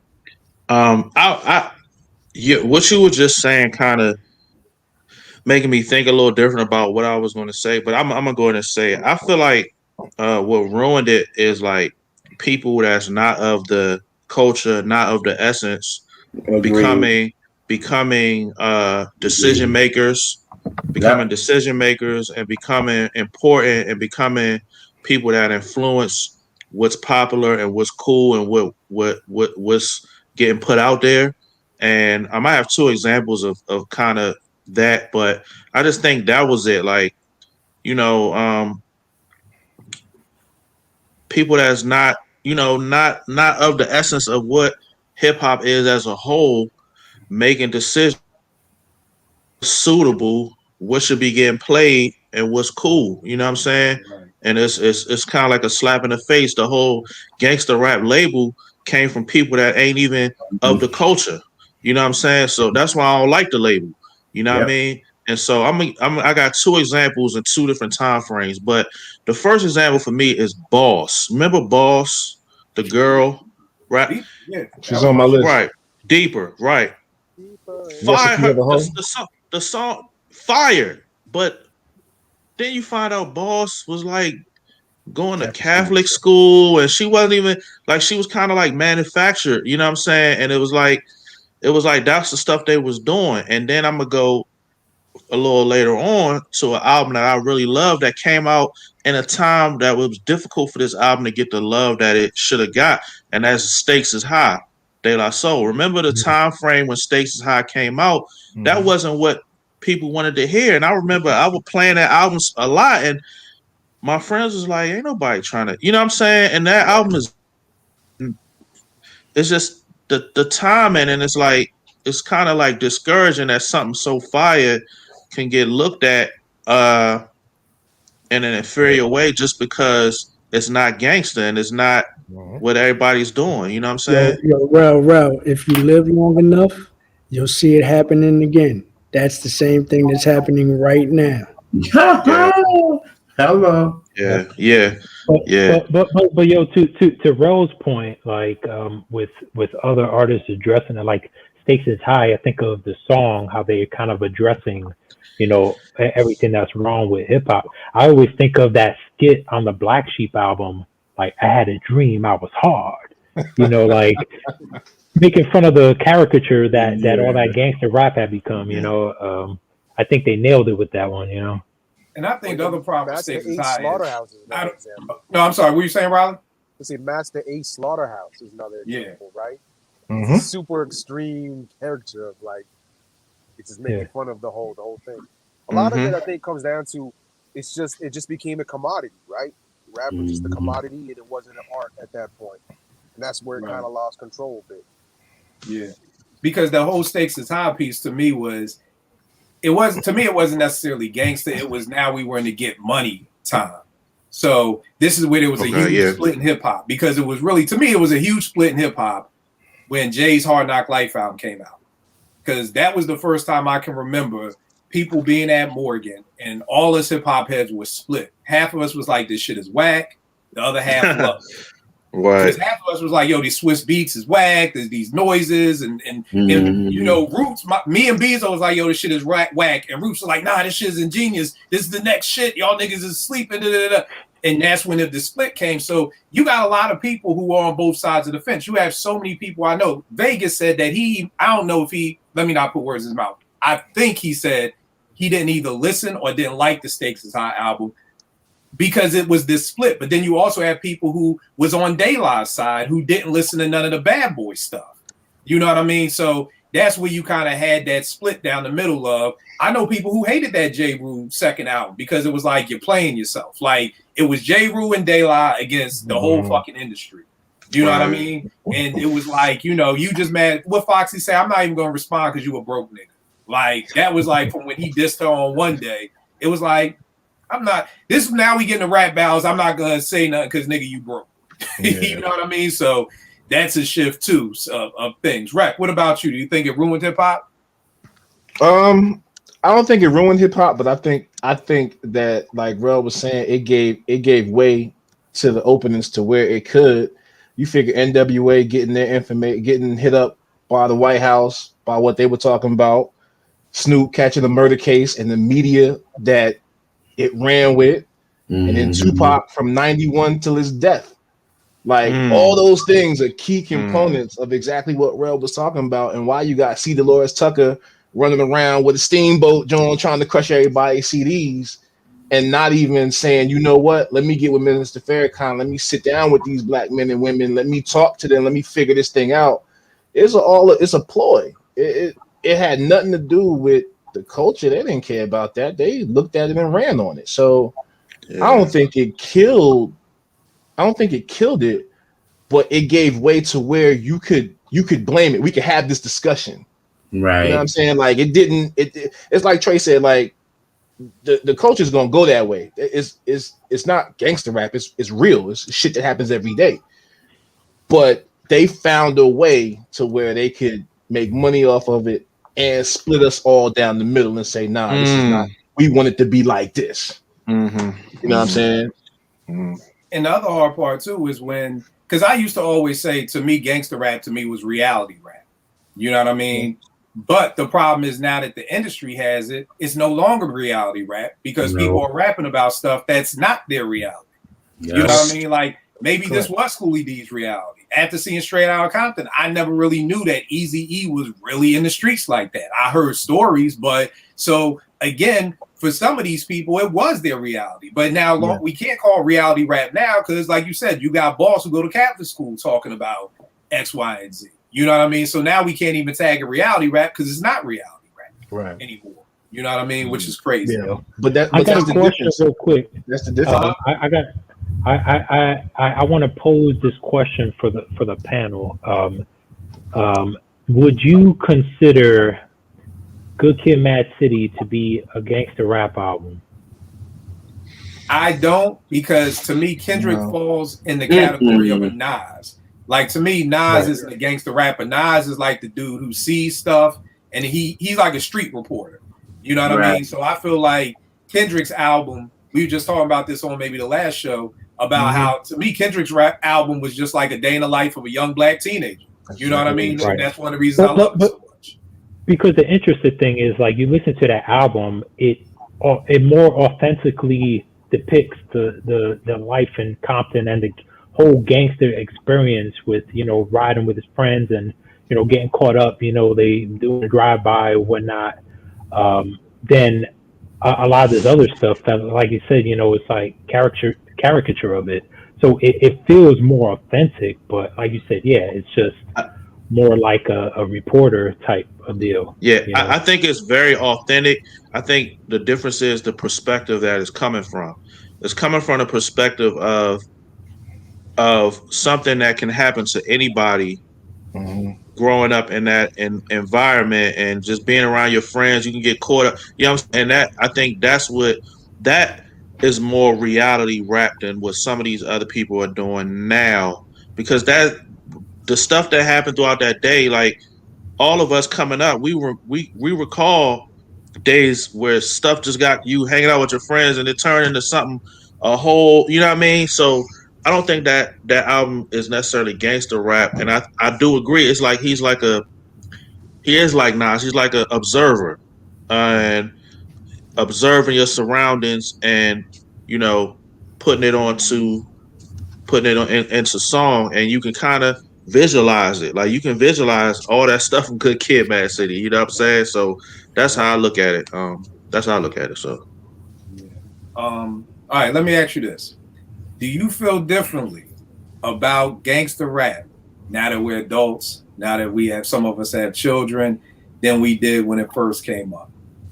And for me, I definitely feel different. I got two examples: Albert Einstein, Prodigy, and Alchemist album. I'm taking Nate to daycare.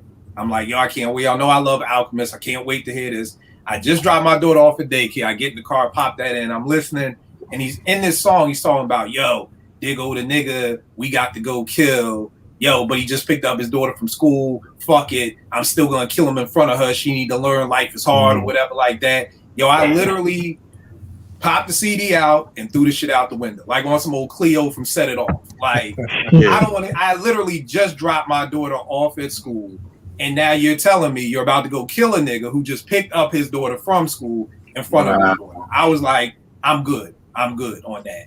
And the second one was, like I said, I love niggas for life, so I'm listening to niggas for life, and I don't know how. I don't know. I know where you're going with this. I know where you're going. Because I don't know if I fast forwarded these songs when I was a kid, but literally, songs 1 through 9 is just violence and rap, just niggas. Song 10 through 15, these niggas took a fucking break and were like, we are going to degrade every black woman on the face of the earth. It started with one talk to kill a hooker, then it went into one less bitch. Then it went into find them, fuck them, and flee.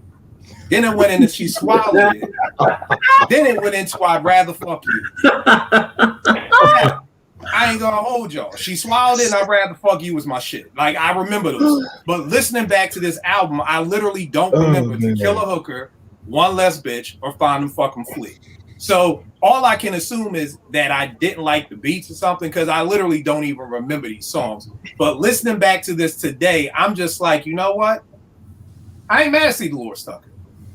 I'm not mad, because if I came home and caught my 15-year-old and 16-year-old son and daughter listening to Kill a Hooker, One Less Bitch, Find Them Fucking Flee, She Swallowed It, I'd Rather Fuck You, we throwing this CD out too. Because, or here's the problem, here's the better problem, and I don't know if our parents knew to do this. Let's talk about this. Let's talk about why you're listening to this. That's where I'm going with mine. Let's talk about, I know that wasn't going to be my parents. My parents weren't going to be like, okay, he's listening to it. I feel like our generation of parents are doing that now because we grew up on that. So it's like, you know what? This is a good opportunity. Let me not just throw this Meg Thee Stallion out the window. Nay, come here. Let's sit down and let's talk about this. But I don't feel like our parents were doing that. And Rec, you made a good point. You were saying, see Dolores Tucker saying, hey, why don't we get with Farrakhan and sit down and talk with these young black men? She didn't do that. Yeah, right. I know she didn't. But see, here's the hard part, and I push back on. I beg people every goddamn day on my timeline to come out and sit down and talk to young black men at my teen center, and don't nigga do it. Oh, they ain't coming to that side of DC. Nigga, you crazy? Well, I mean, see the rules. Twitter fingers. I mean, but I'm just saying it's easier to say. Right here. It's easier to say. These niggas ain't coming to DC. But it's easy to say, see Dolores Tucker, sit down with these young black men and find out what's going on. Black men don't want to come sit down with young black men to see what's going on. That's true. They ain't us. So, I'm not talking about nobody on this panel. I'm just saying in general. Like how I always talk about. I'm just making a point. No, I agree with you. No, I agree with you. I'm just saying that, again, it's always easy to say, well, she should have just sat down and talked to Ice Cube. Okay, well, guess what? Bobby, you should come out here and talk to Little Ricky. Bobby's scared to come talk to Little Ricky. Black men are scared to talk to black men. You're right. So I definitely can't expect C. Dolores Tucker to be like, okay, well, let me go sit down with Easy fucking E, who just told me he was going to kill a hooker, and he wants me to swallow it. So for me, my problem with her though, is while you want it goes both ways. You know what I'm saying? People come up differently. People are influenced by different things. People have experienced different things in life, and you have to take the time to understand where people are coming from and understand why this is what this really is. You know what I'm saying? And I feel like just outright bashing it, saying, okay, this is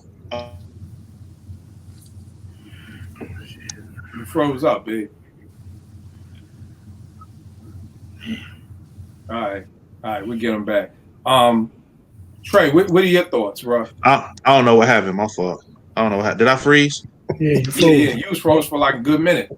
Yeah, I don't know what happened. Go ahead. Go ahead.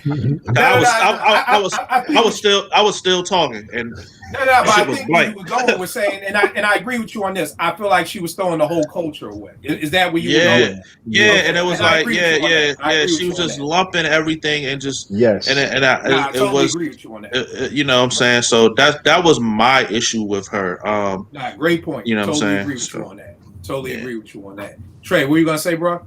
Nah, I mean, I personally don't listen to none of that shit no more. Because, I mean, listen to the music that's out now. It's really a derivative of that shit there. All of it, though. It's a derivative of it, and it's on crack. It's like what we listen to on speed crack, like on Reagan 84 crack. But it's all of it. Like, before, you know, it was some of that shit. And then but now it's all of that shit. Every song is exactly right. It's not even hot if you don't curse in the shit. You know what I'm saying? If you don't curse, I've heard people tell me, "Yo, you ain't cursing in there." Oh, I don't know about that. Like that's a bad fucking thing. Are you kidding me? Like I don't listen to none of that. And even people have actually asked, like, you ain't cursing. I'm bugged for real. No, listen. First thing they say, yo, I need the clean and the dirty, right? I mean, I need a clean. I said, well, the whole shit is clean. Yeah. You don't got a dirty version? Wow. Like, no, it's just one fucking. It's just one.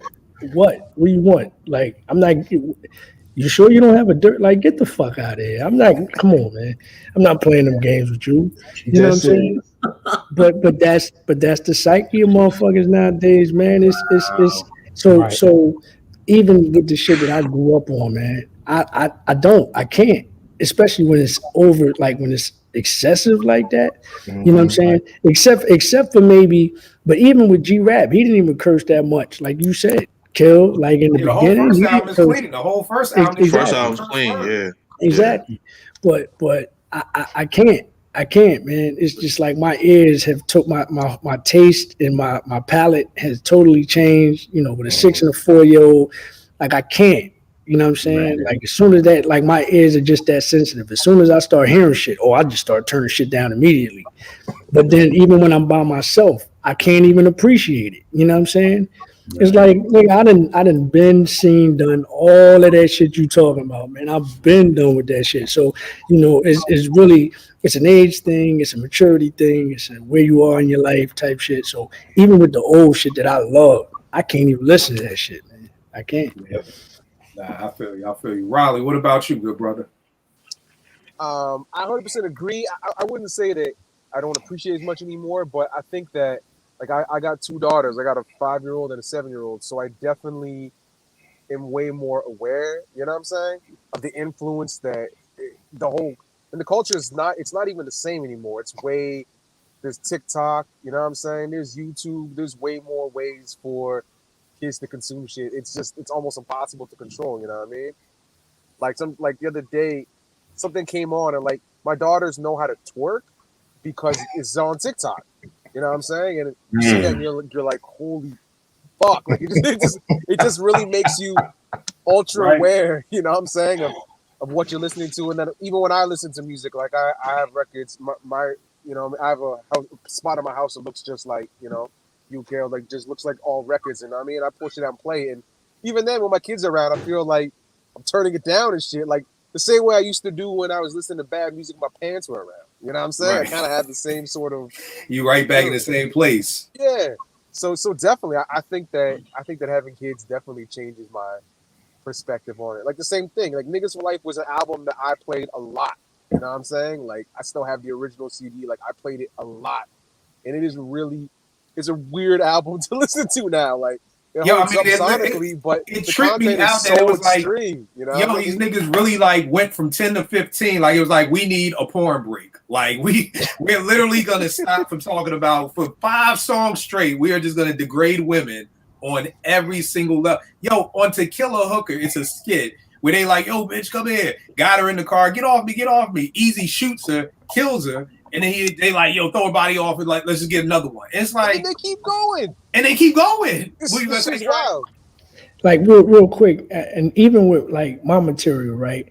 Not so much Many Faces, but with Live from the 215, which was the album that was never released.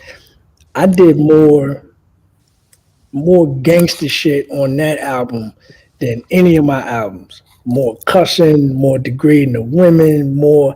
And I can't listen. Like I appreciate it for the skill level because the skill level is still there, but I can't listen to that shit. I can't. You know what I'm saying? Like, and that was the album that was purposely done to be more direct. You know what I'm saying? That was at the time when Many Faces wasn't appreciated, so they wanted a more direct approach. So I gave them a direct approach. You know what I'm saying? But with that, it's hard to listen to it. That's even with my own shit. You know what I'm saying? So. Right. It's also a sign of the times. If there's a lot of really hard albums in that period that just don't sound right anymore. Like they just don't hold up because the era is just everything's different now. We're all completely different people. They just. I mean, the Chronic holds up. You know what I'm saying? Doggy Style holds up, but anything that kind of veered, I think, too much away from anything that could be mainstream. You know what I'm saying? I think they just don't hold up. Like West Coast had a lot of Gangsta Rap albums, like way more than anybody else. And there's a lot of that shit that's just hard. They're just hard listens. They're like it's a labor to listen to them in 2021. You know what I mean? It's crazy because even on this joint, and I know I'm like the only person, me and Dre, the only person like the Compton album. Oh no, I did. It's a skit on here where like they kill somebody and they gotta throw her in a ditch, and I'm like, Dre, come on, bro. Like, yo, you own Apple, like you own Apple, like, yo, bro, like. I get it. But come on, bro. We still killing women and burying their bodies. Like, this is a skit. Like, nobody wants to hear this shit. Like, at this age. And I don't know if it was because it was the song with Cube and 187 or whatever, like, supposed to. Dog, let that dogs die. Like, why are we still doing this stuff nowadays? JR, I know you don't have kids, but does you being older now affect the way, like, you listen back to albums and things like that? I was gonna say because when I listened to then and when my pops got Doggy Style and Ready to Die, he sat and was like, "Listen, this is not what you do." You know what I'm saying? So when we saw that the album was Ready to Die, he was like, "Don't look at it like that." He was like, "You gonna live out here? Like you not doing this? Like this is just music." Like they made sure that this didn't influence me to do anything. Yes. Doggy Style taught me to curse, but like in the skit, when he was like, when Snoop was talking to the dude and he was like, your bitch chose me. My dad was like, don't you ever call a woman a bitch. It's just music. You know what I'm saying? So for me, I'm still able to do that. You know what I'm saying? Like when I have my goddaughter over, I'm like, y'all, as soon as I hear something, I'm like, oh, nah, I can't have her listen to this. Nah, you know what I'm saying? So I'm the older I get it. But it was like my parents had already kind of like, nah, this is not going to influence you like this. So my pops can play, you know what I'm saying? He ended up playing Ready to Die. But right after then, he turned and was like, I'm going to play you Midnight Marauders. You know what I'm saying? Just so I can have that balance. Because he was like, if he would have just played all of that, the Infamous and all that, it would have been too much explaining for him. So he was like, he likes too much goddamn talking. You know what? Let me you know what I'm saying? I already explained this nigga about, because the Chronic, my mom brought it because of the sample. She's a sample chick. So I really wasn't paying attention to lyrics. It's when it got to Doggy Style, my dad was like, wait a minute. We can't let him learn it out here. We gonna teach him about this and just keep it to music, and that's it. So now I'm like, y'all with it now. Like when I have my goddaughter around, I'm like, nah, we ain't playing that. And then it's hard because now she's 7 and knows about TikTok. And it's like, oh, she be like, yo, look, God Daddy. I'll be like, nah, this ain't cool. Like, you know what I'm saying? It's weird, you know what I mean? But I'm glad that my parents kind of say, stick to the music, and that's what it is. We're not letting this influence you for real. But what I think what it is with you, JR, you're an anomaly because since you're younger, your parents were hip hop heads. Right. You see what I'm saying? Right. For me, well, at least I can't speak for anybody else. My mom is a jazz musician, you know, so she never really harped on me hard about it, but she wasn't a hip hop head. Like your parents did what I'm challenging more parents to do now is to sit down and let's talk about the music. You know, let's talk about, I'm talking to Naomi like, yo, Meg just said da da da da da. Like, what you think about that? Like, you know, and like, that's what whatever, you know. And I don't think a lot of the parents from my generation, I don't think they, number one, we were high when we was listening to half the time. So number one, they didn't even know what we had. That's number one. So I'm not trying to diss that generation of parents because we ain't even give you the opportunity to talk to us because we was already sneaking shit in the house as is. Eddie, what about you? You've got Gray. Gray is 6. Has this changed the way you think about listening to gangster rap? Yeah, for sure. I mean, there's albums that like vinyl, like Gray's into vinyl, and I've started collecting my own. There's albums that I would love to have on my connection that I wouldn't dare purchase because, like, on the off chance that he decides to put it on, I will be mortified. And you know, he doesn't like curse words, so he might hear some curse words and turn it off. But you know, if he were to listen to it, it's like there's certain things like there's bad words, but then there's the explicit, right? There's for example, right? Probably the most explicit vinyl that I have in my collection is like Liquid Swords.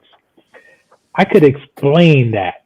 I can't explain the Infamous. You know, I can't explain.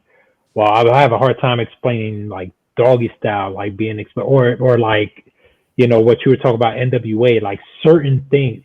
There's a levels of explicit. You know what I mean? You know, like you said, like there's a difference between just cursing and being explicit. You know what I mean? And I had a debate back at Morgan, and I won it because this chick was like, "Oh, cursing in hip hop is bad. You should listen to a Tribe Called Quest." And I was like, "Them niggas curse." So your problem isn't with the cursing per se. Your problem is with the NWA fuck a bitch. You're upset with the amount of cursing and the degrading of women. But I'm gonna win this debate because the people who you just told everybody to listen to in the class, they curse too. You know what I mean? Maybe you don't hear it. And you haven't even listened to a whole Tribe album. You only hear the singles. So you make a great point that there's a difference between cursing and then something being like vastly explicit. Oh yeah, for sure. Like, you know, especially like the Infamous, like I would never. I mean, the way they catching bodies, and it's not like they just reporting it. It's like a first person shooter. They're doing it. They're doing it. Right. Yeah. Well, they were doing it on wax. I'll leave it at that. There you go. They were doing it on wax. There Hey, fellas, I got to roll out. I know you got that, Trey. Yeah, but I appreciate y'all, man. As always, this is a great discussion, man. You know what I'm saying? Bro. Appreciate your time, bro. Absolutely. All right, man. No doubt. Bro, what about you, bro? So I have a different opinion on this, man. So I have a daughter. I had a daughter young, and I think having a daughter, it changes your perspective in general, and it heightens your responsibility. And so getting older and listening to it doesn't change the way I look at the music, but it heightens my responsibility to make sure my child is informed, and I'm doing my part to froze again. Protect my I'm back. My fault. Also to protect my child and to keep her informed and to let her know, you know, that this isn't, you know. But my thing is like the reason why I don't look at it differently is, I mean, we have movies that we call classics that are graphic and we like, you ain't seen this, and we I don't feel like we treat it the same, you know what I'm saying, as far as we treat music, because both of them are entertainment. But it's up to us as parents to inform, because we grew up in the culture unlike our parents, you know what I'm saying? So it's up to us to keep our children informed and to just be responsible because they're going to get their hands on stuff that you don't want to hear. But it's up to us to prepare them because all of us know no matter what you're doing when you were coming up, there's always that voice in the back of your head from your mom or your dad, like what I'm saying, that kind of steers you from certain stuff. You know what I'm saying? You got to instill that in your children, instill that in your voice. So I still listen to the Infamous and stuff like that, but as an adult, I've learned there's a time and a place. I'm not going to play that around my nieces, around my you know what I'm saying? But I still enjoy it. But I also realize that there's things in this world that my daughter's going to encounter. I got to instill the proper life lessons and all that into her. So I'm not, I'm worried, but I know that the foundation is there. You know what I'm saying? So the music, like my daughter's into a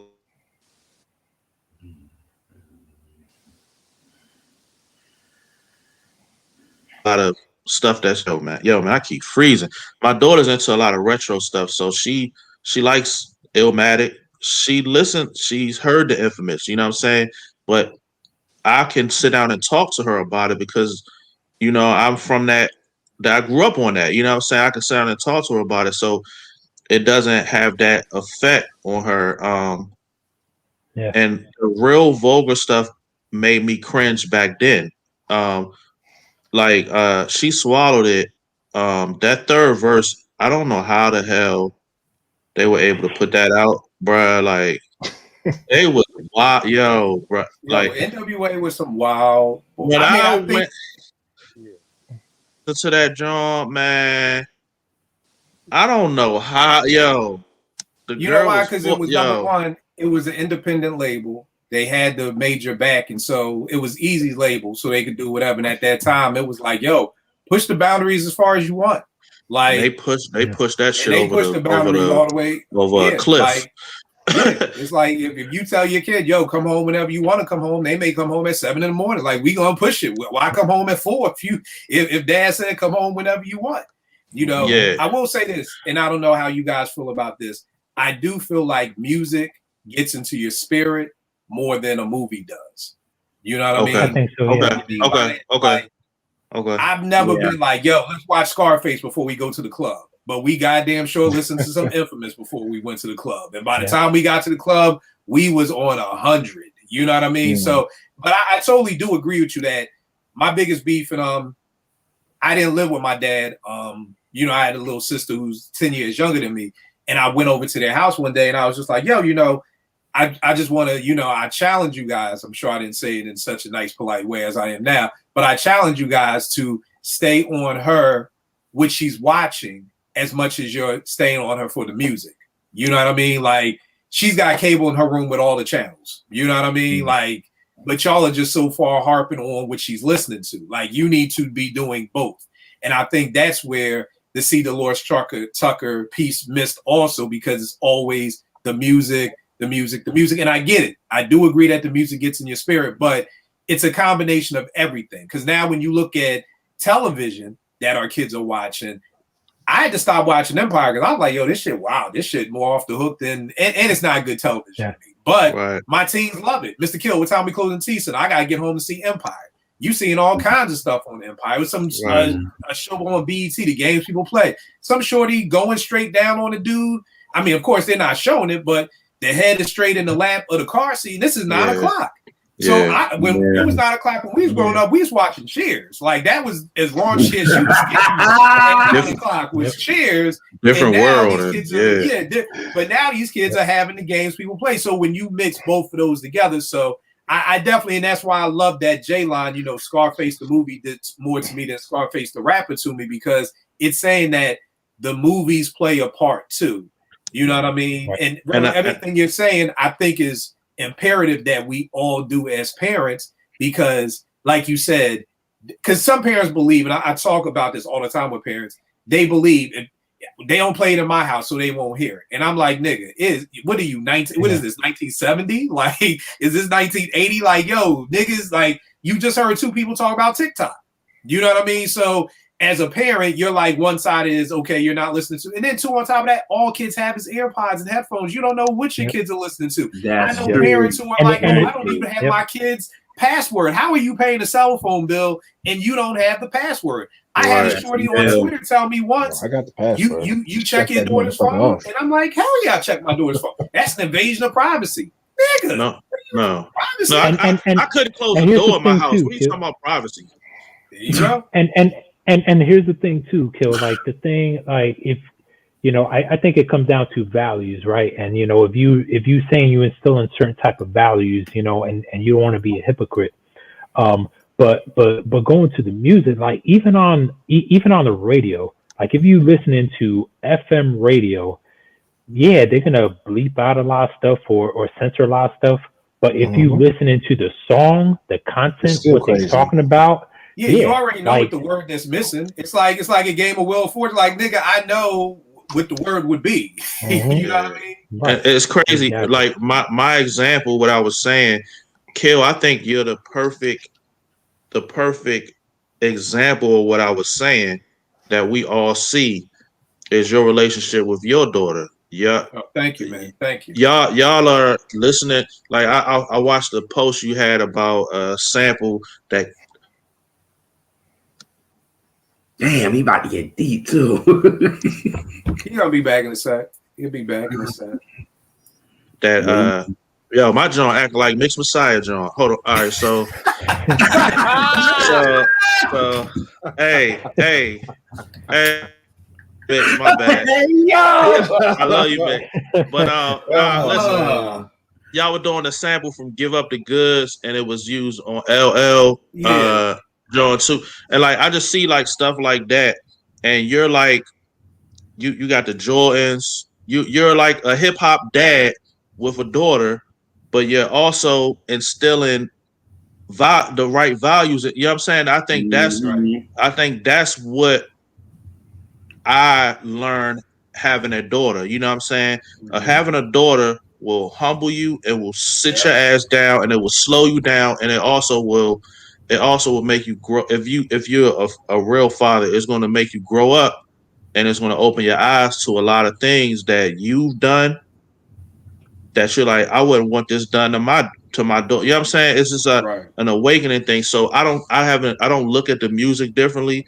I look at myself and give myself more of a responsibility than I had back then. So that's what I was getting at. Don't point. Rec, what about you, good brother? It's a little bit different, man. I'm like with Rel and JR. First hip hop album I heard was with my dad, and it was The Great Adventures of Slick Rick.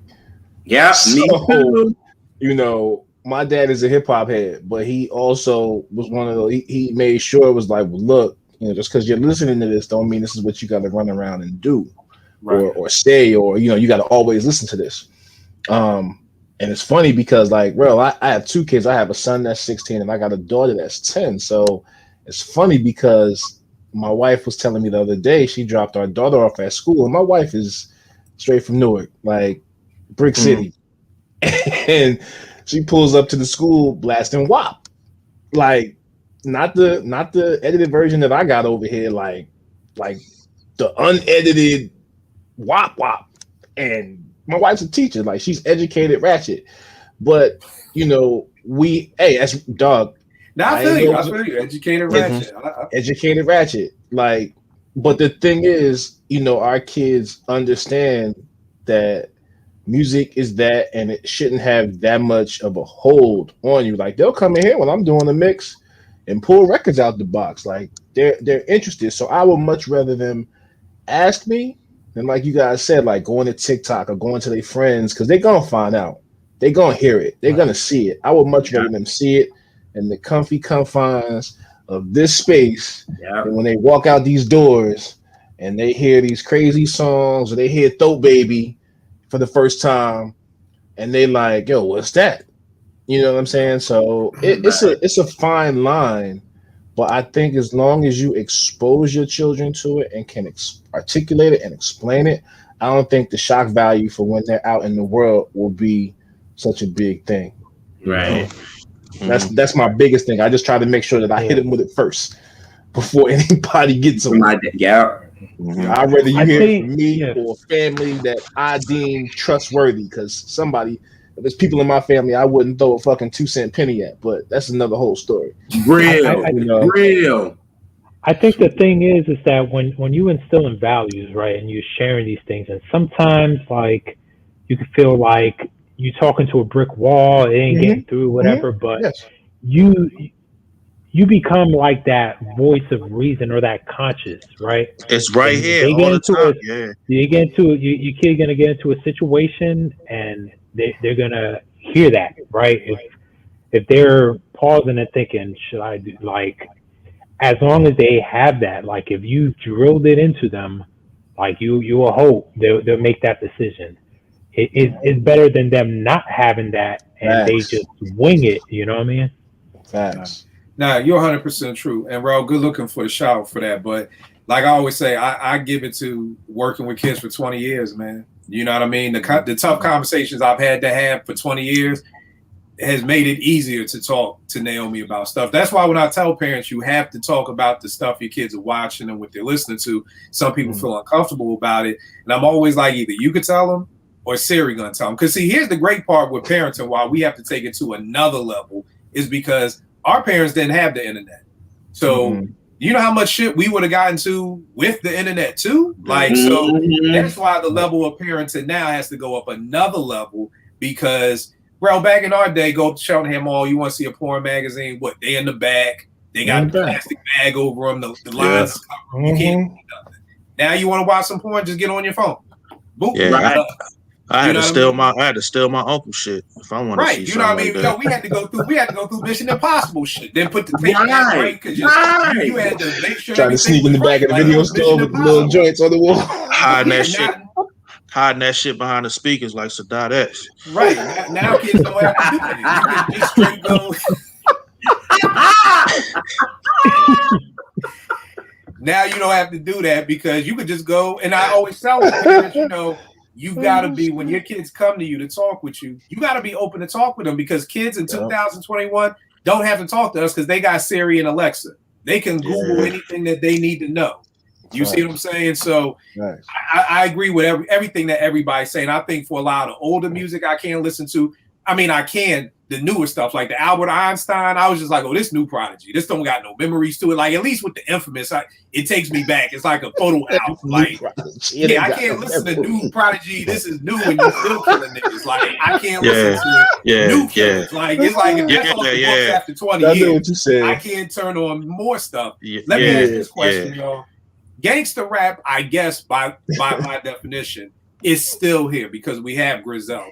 We have people who are still shooting people. We have people who are still pulling out guns.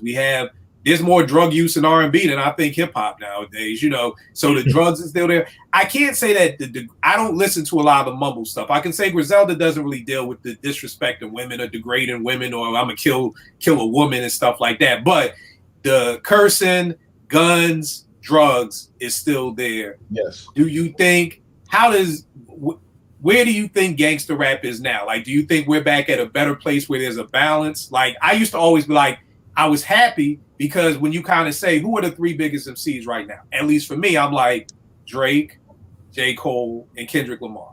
Like, I still like the fact that the three biggest rappers, at least to me at this time, which I'm sure you ask somebody 21, they'd be like, hell no, those ain't the three biggest rappers. Those three rappers have there's nothing street about any of them. You know what I mean? Like, that's why even as much as Porsche hates Drake, I don't mind Drake. Hey, you know, look, he's you know, J. Cole ain't nothing gangster about J. Cole. Ain't nobody dying. Kendrick ain't killing nobody. So I at least kind of now do feel like we're not back to a balance of great music. I feel like we're kind of like Eddie, where you were talking about where we had Tribe in the mid-90s. Like, you know, I still think more people will probably be, well, I don't know, because Kendrick and them sell a lot of records. So I can't say more people listen to Griselda. I just think that there's a better balance than there was before. Do I think it will ever? I don't think we'll ever go back to Straight Outta Compton. I don't think we're ever going to get just good, fun, ain't gonna hurt nobody. The kids play two-step. I don't think we're ever going back there. But I do at least think we're at a place where if you do get tired of Griselda, you do have somebody else that you could throw on, you know, and that's just it. JR, what do you feel about where we are now with Gangsta Rap? I love how y'all. Or better yet, do you feel like it's still, because you said earlier it kind of messed up R&B? Do you feel like that even does that even weigh anything? Or Griselda, none of them have anything to do. Their influence doesn't even trickle into R&B now. I know how y'all was saying at one time that a lot of somebody said that it's like what was it? It was like some of these people talk about it and don't really live it. So it's like a lot of these new cats that's like talking about this stuff. Probably 9 out of 10 don't even live this. Not Griselda, not that. Talking about the mainstream ones that's popular right now. Right. They don't. You know what I mean? So I really feel like, to me, it feels like it's the same to me, mainstream wise. You know what I'm saying? Because I said, like, after Snoop, this is when labels and executives like this can sell records. This is what we need. You know what I mean? The point too is you bring up a great point, because when you're looking at mainstream, like I was talking to T and she was like, well, isn't gangster rap just everything that's on the radio? Because they're degrading women. It's like, this suck my dick.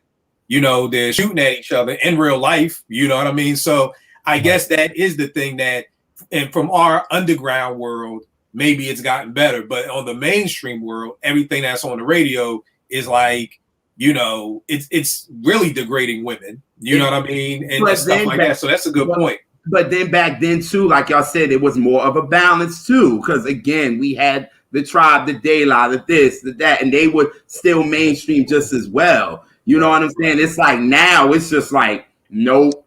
You know what I'm saying? The only people that we have, like you said, is Kendrick that's talking about something, J. Cole, and unfortunately Drake. You know what I mean? So it's like, and again, Drake may not be talking about nothing, but he's just one of the biggest rappers, and he's not, because killing nobody. Something that you said made me think about it. Like, the reason why I think Griselda, and it comes back to 50 and it goes to Game, because somewhere in the 90s and really the 2000s, if you got shot, you were automatically now like an official gangster rapper. Like 50's claim to fame, in my opinion, was I got shot 9 times. And I'm going to talk about this shit all the time. Yes. Yeah.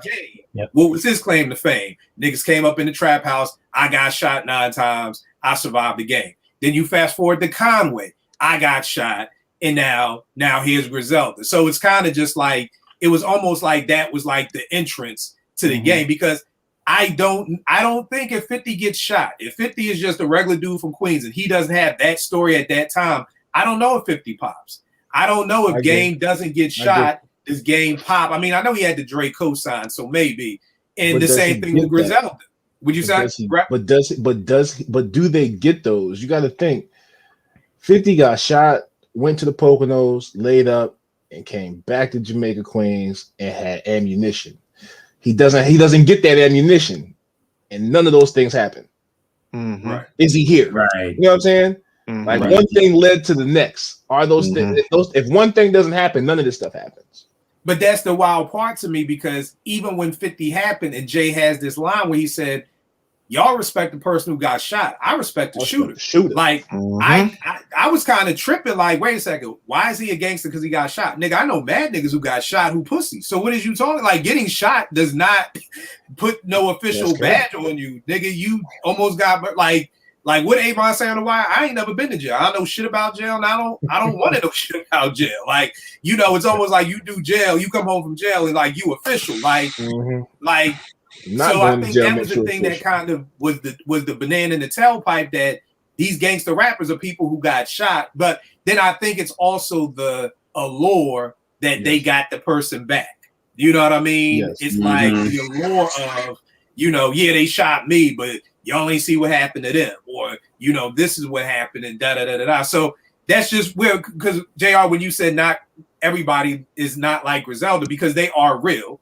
You know, Benny is like, yo, I went to jail. You could check my file. Right. Nipsey was another one of those people who was like, dog, I'm a Crip. You could pull my file, check my file yourself. Like, out of Benson County, you could, and I think like once we find out you're real, then that's kind of what gives you the ammunition that like, yo, okay, you like, yo, don't fuck with 50. You know what I mean? Or, you know, even with Wu-Tang, the aura was, yo, don't fuck with the Wu. Them niggas crazy. Like, you know what I mean? Like, type thing. And we didn't know if they was crazy. We just saw videos and we just assumed like these niggas must be crazy. You know what I mean? So, you know, so that is true. Rel, where do you see gangster rap right now? Do you think it's a better balance? Do you think it's still, and I don't mean like the radio, because again, I don't know what these mumble rappers talking about. I'm just talking about the people who like we discuss on the timeline and shit like that. Do you feel like there's a balance or not? I feel like that's a tough question for me. I feel like people like Griselda being so popular, I feel like it kind of gives me a little bit of hope, because their sound isn't what's necessarily popular on the radio and what, you know what I'm saying? Like, it's not trap, melodic singing, auto-tune. You know what I'm saying? It's not drill. It's not. It's kind of like a throwback. You know what I'm saying? But it's gangster. So I people like that, and then the Coles and the Kendricks being popular and selling records, and they're not. They're themselves. They're not changing for the time. Like, that gives me hope. But I can't say anything right now is better when it comes to hip hop, because the quality of music we're getting as a whole isn't the same for me. And it's just not like, we often talk about 3.5 mic groups and albums that were out back in the day that kind of got overshadowed. These people, the quality they were putting out, and they were like middle ground for back then, will be 5 mics albums now. You know what I'm saying? So it's almost like the back in the 90s, the nigga who was the 6th man will be the all-star right now. Yeah, like you could just name so many artists and groups back then that kind of got overshadowed. You'd be like, oh, I remember that album. That was fire. You know what I'm saying? It's a lot of that, and it's not a lot of that now. I agree. So I think I can't say anything is better for me hip hop wise now than those days, because of the quality, and you know, just the memories are not, the experience isn't the same. It's not really an experience anymore a lot of times. I mean, there's still stuff that get us excited when it come out and we play, but it's just different, man. You know what I'm saying? And it's not a diss to the new stuff. It's not. It's just stuff changed, man. The industry changed, the consumer changed, the world changed. So that's just it. Right. Eddie, what about you, good brother? Yeah, I think there is more of a balance. I think you know, in the way that what's on the radio is the radio, right? But I feel like now it's like with everything on streaming, you searching for what moves you, you know. So that's what I could really appreciate. You know, it used to be like when you had to go to the record store, CD store, or whatever, right? Certain albums, if it wasn't what was super popular, like it was probably harder to find, you know. You had to go to different spots for that. Now it's like everything's on streaming, which is good or bad. But I feel like the music in general, a lot of it is diluted. A lot of it feels like you're getting the same album over and over. Like, even, you know, I know we've had that conversation, Kill, you know, like Griselda, there was a point in time, and I was on them. Am I echoing? No, you good. No, you good. All right. So I was on them a little late, but you know, like there's stuff like I feel like the last album Griselda I would call a classic, like Bonafide Classes is probably or that Tana Talk 3, like you know, Bonafide 5 mic classic. I feel like stand the test of time type of album, but a lot of the other stuff sound the same. You know, it's just you know maybe it's the drum list, maybe it's just um, I feel like a lot of the MCs also like rapping kind of the same. You know, same kind of cadences and flows, and I don't know, man. Like so, you know, I guess I go in the direction like I'm really looking forward to that Sky Zoo album. I feel like he brings me something different. You know what I mean? So stuff like that, you know, I feel like it's a breath of fresh air. I mean, I think it's kind of like Rel said, like times have changed so much. So what happens is when you're a rapper and you're trying to blow, you just take on whatever somebody else is doing, hoping that, you know, the same thing a label would. Here's the funny part. The same thing a label would tell you to do, that the artist's like, nah, I want to be myself. Now the label isn't there. You're telling yourself to bite somebody else's style because it's easier to do that. And drumless hip hop, it's like, okay, cool. Everybody want to rock over loops? Okay, bet. I'm a rock over loops too. Everybody like making sound effects with guns. I'm gonna do the do do do do do. I'm gonna do all that stuff too. Like, and it's just a constant. I don't know if it's biting. I don't know if it's influence. I don't know what it is, but it's just getting to the point. I look at Griselda almost like Wu because nobody gave a fuck about anything above Yonkers or above Mount Vernon. I don't know which one is further up, but whichever one is furthest, nobody gave a fuck about anything that happened above that. Cooks Stove got us from Syracuse. Nigga, then nobody want to hear nothing about nobody from no Syracuse back in the 90s or the 2000s. Nope. They used to say it didn't count. Nothing from nobody from Buffalo. Nope. So it's literally like Griselda did with Wu did for Staten, because after Wu came out, you had King Just, you had Shaw, you had all these Staten Island rappers coming out. Did you just say King Just? Warriors drum. Come on, y'all, hey, y'all, hey, y'all. Hey, yo. Wow. I still play that too. All these rappers coming out of Staten Island who couldn't even think of getting a deal before. And it's the same way. If you from Buffalo, boom, sign them, get them. They from Buffalo, get them. You know, we need Benny the Butcher Part 5. Like, give us another, you know what I mean? So I think that's the wild part, is that, like, Eddie, when you saying everybody got the same flows, it's because now everybody is trying to rap for a living. Like, that's now the key. We came up an era where you rapped because you just enjoyed rapping. You know, because you wanted to be known as the best rapper. That was your payment for being a dope rapper, was the respect. You know what I mean? Now you have kids who are like, oh, okay, 38 Special on Twitter talking about how he made 6 figures selling beats. It's like, word? Okay, let me make beats like 38 Special then, so I can make 6 figures selling beats. Yeah. So when money, and the other thing that gets when money is the goal, that's going to dictate what you do. So that's always going to be it. So if like I wanted, like if Rec was a new rapper, Rec, why you want to rap? I want to make money.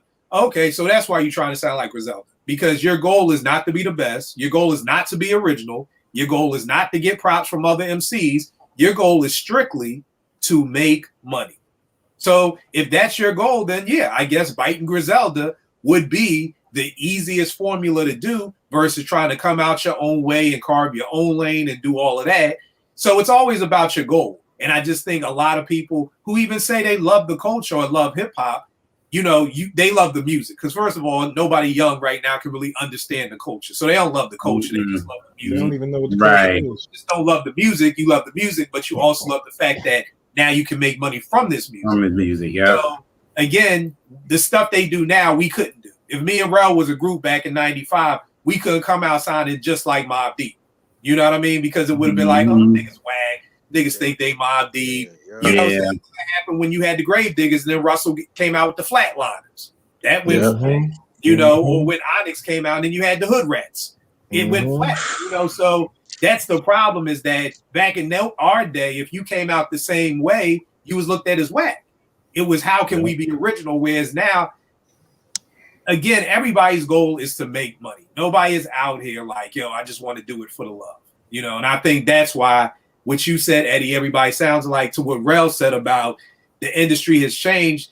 And now you got to try to do what you can because nobody's making no money off no streaming. You know what I mean? Nobody's really making any money. Nobody's really getting any checks from DistroKid that's just off the goddamn chains. You know, it's like I make enough a month to maybe take everybody out to dinner. Like, you know what I mean? So it literally is like when I do a project with somebody and I'm like, throw it on DistroKid, it's for the love. I just like making music. I know now music is not going to be the way I pay my bills because guess what? If it was, I'd have to make drumless hip hop. I would have to do what Griselda is doing if the only way I pay my mortgage and pay for Naomi to go to school is based off of hip hop. I'd have to do that. So again, it's one of the reasons why I think I look at the game so much different now when it's like, yo, man, back in the day, be like, yo, man, don't sell out, man, don't sell out. I'm a 21-year-old kid at Morgan not paying no bills, telling a grown-ass man, don't sell out. You know what I mean? It's like, yo, if he don't sell out, how he gonna pay his bills? Right. You know what I mean? So it's the catch-22 of when you had a label telling you to bite other people, now you don't have labels and people are biting, you know, because once you saw you could be on MTV Cribs, that's what we wanted. Yeah. Nobody wants to be, who wants to be Q-Tip? Like, hey, I just got off tour and I'm going to go live with my mom and you giving Nelly fucking country grammar a pound and this nigga going to his man. You know, don't nobody want to be that dude. You know what I mean? Like, and Q-Tip will have all the respect. And nobody respects Nelly whatsoever, but Nelly is the one with all the hoes, with all the pool parties, with all the cars. So I think it came to a point in hip hop where it's like, damn, do I really want the respect or do I want this money? You know what I mean? Like, you know, like both of y'all said, the game has changed and everything is crazy. But I do feel like there's at least a little more of a balance. Like you said, Eddie, you got Sky Zoo. You have your people. Again, on a big level, people won't know, but I feel like for our level, we kind of do still have those people who we can kind of go back to and say, okay, this is my break. Like, I need a break from Griselda right now. Boom. I got 2 or 3 other people I could come to give me a break. Versus maybe years ago when it was like there is no break. It's either get money, you know, fuck hoes, get money, or, you know, kill 100 people. There's no, which is why I wasn't mad when Ye came out, because I felt like Ye kind of paved the way for the everyday man rapper. Like, Kanye paved the way for the Kid Cudis, for the Kendricks, for the Drakes, for all of them, because like Ye said, I'm wearing a pink polo. Like, ain't nobody trying to sign nobody with a pink polo on with a backpack, just talking about rap. Just, you know. College dropout, Ye was very refreshing. Yeah, it was. It was. Yes, it was. You know, so you kind of like, and I love the word you just used, Ralph, refreshing. It was like them hot summer days. It's like, ooh, God, good. It's a 70-degree day. Like them 100-degree. Right. Like, it literally was refreshing, and it showed people, guess what? You could kind of just be you. You know, you don't have to shoot up a whole block. And I loved it even when him and 50 did their little battle. Like, we're going to drop on the same day and see who sells more records. It's like Ye winning, I think, just helped other people see, oh, okay, that's even doper. Like, I don't have to, you know, be that person. So, again, it's the up and down in hip-hop, the different times. But definitely dope show. DJ Rack, let them know where they can get at you, man. You on every city now in the world. I'm super proud of you. Right. Oh, I got a lot going on, man. Laid the scratches for King Shamp's joint, his intro. Go check that. Dawn of the Dead. Radio shows. I'm on MMR Radio Saturdays 7 to 8. Tomorrow, Texas Fleet Radio 8 to 9. And a few other stations that I can't really talk about right now. Just give it a couple days, I'll be able to put it out there. But for Instagram is DJ Rec 1, Twitter DJ Rec 1. If you need scratches, beats, holla at me. I got some stuff brewing with Vegas. I can't really talk about that yet, but just trying to stay busy, man. Just trying to stay busy, trying to be like Big Brother Kill. Ah, man, shit. Yes, sir. They are told me to take a fucking break. So I gotta listen to the little bro tell me to take a break. Like, nigga, you moving too fast. Sit down and chill for a minute. So I did. 100% right. Ralph, let them know where to get at you, good brother.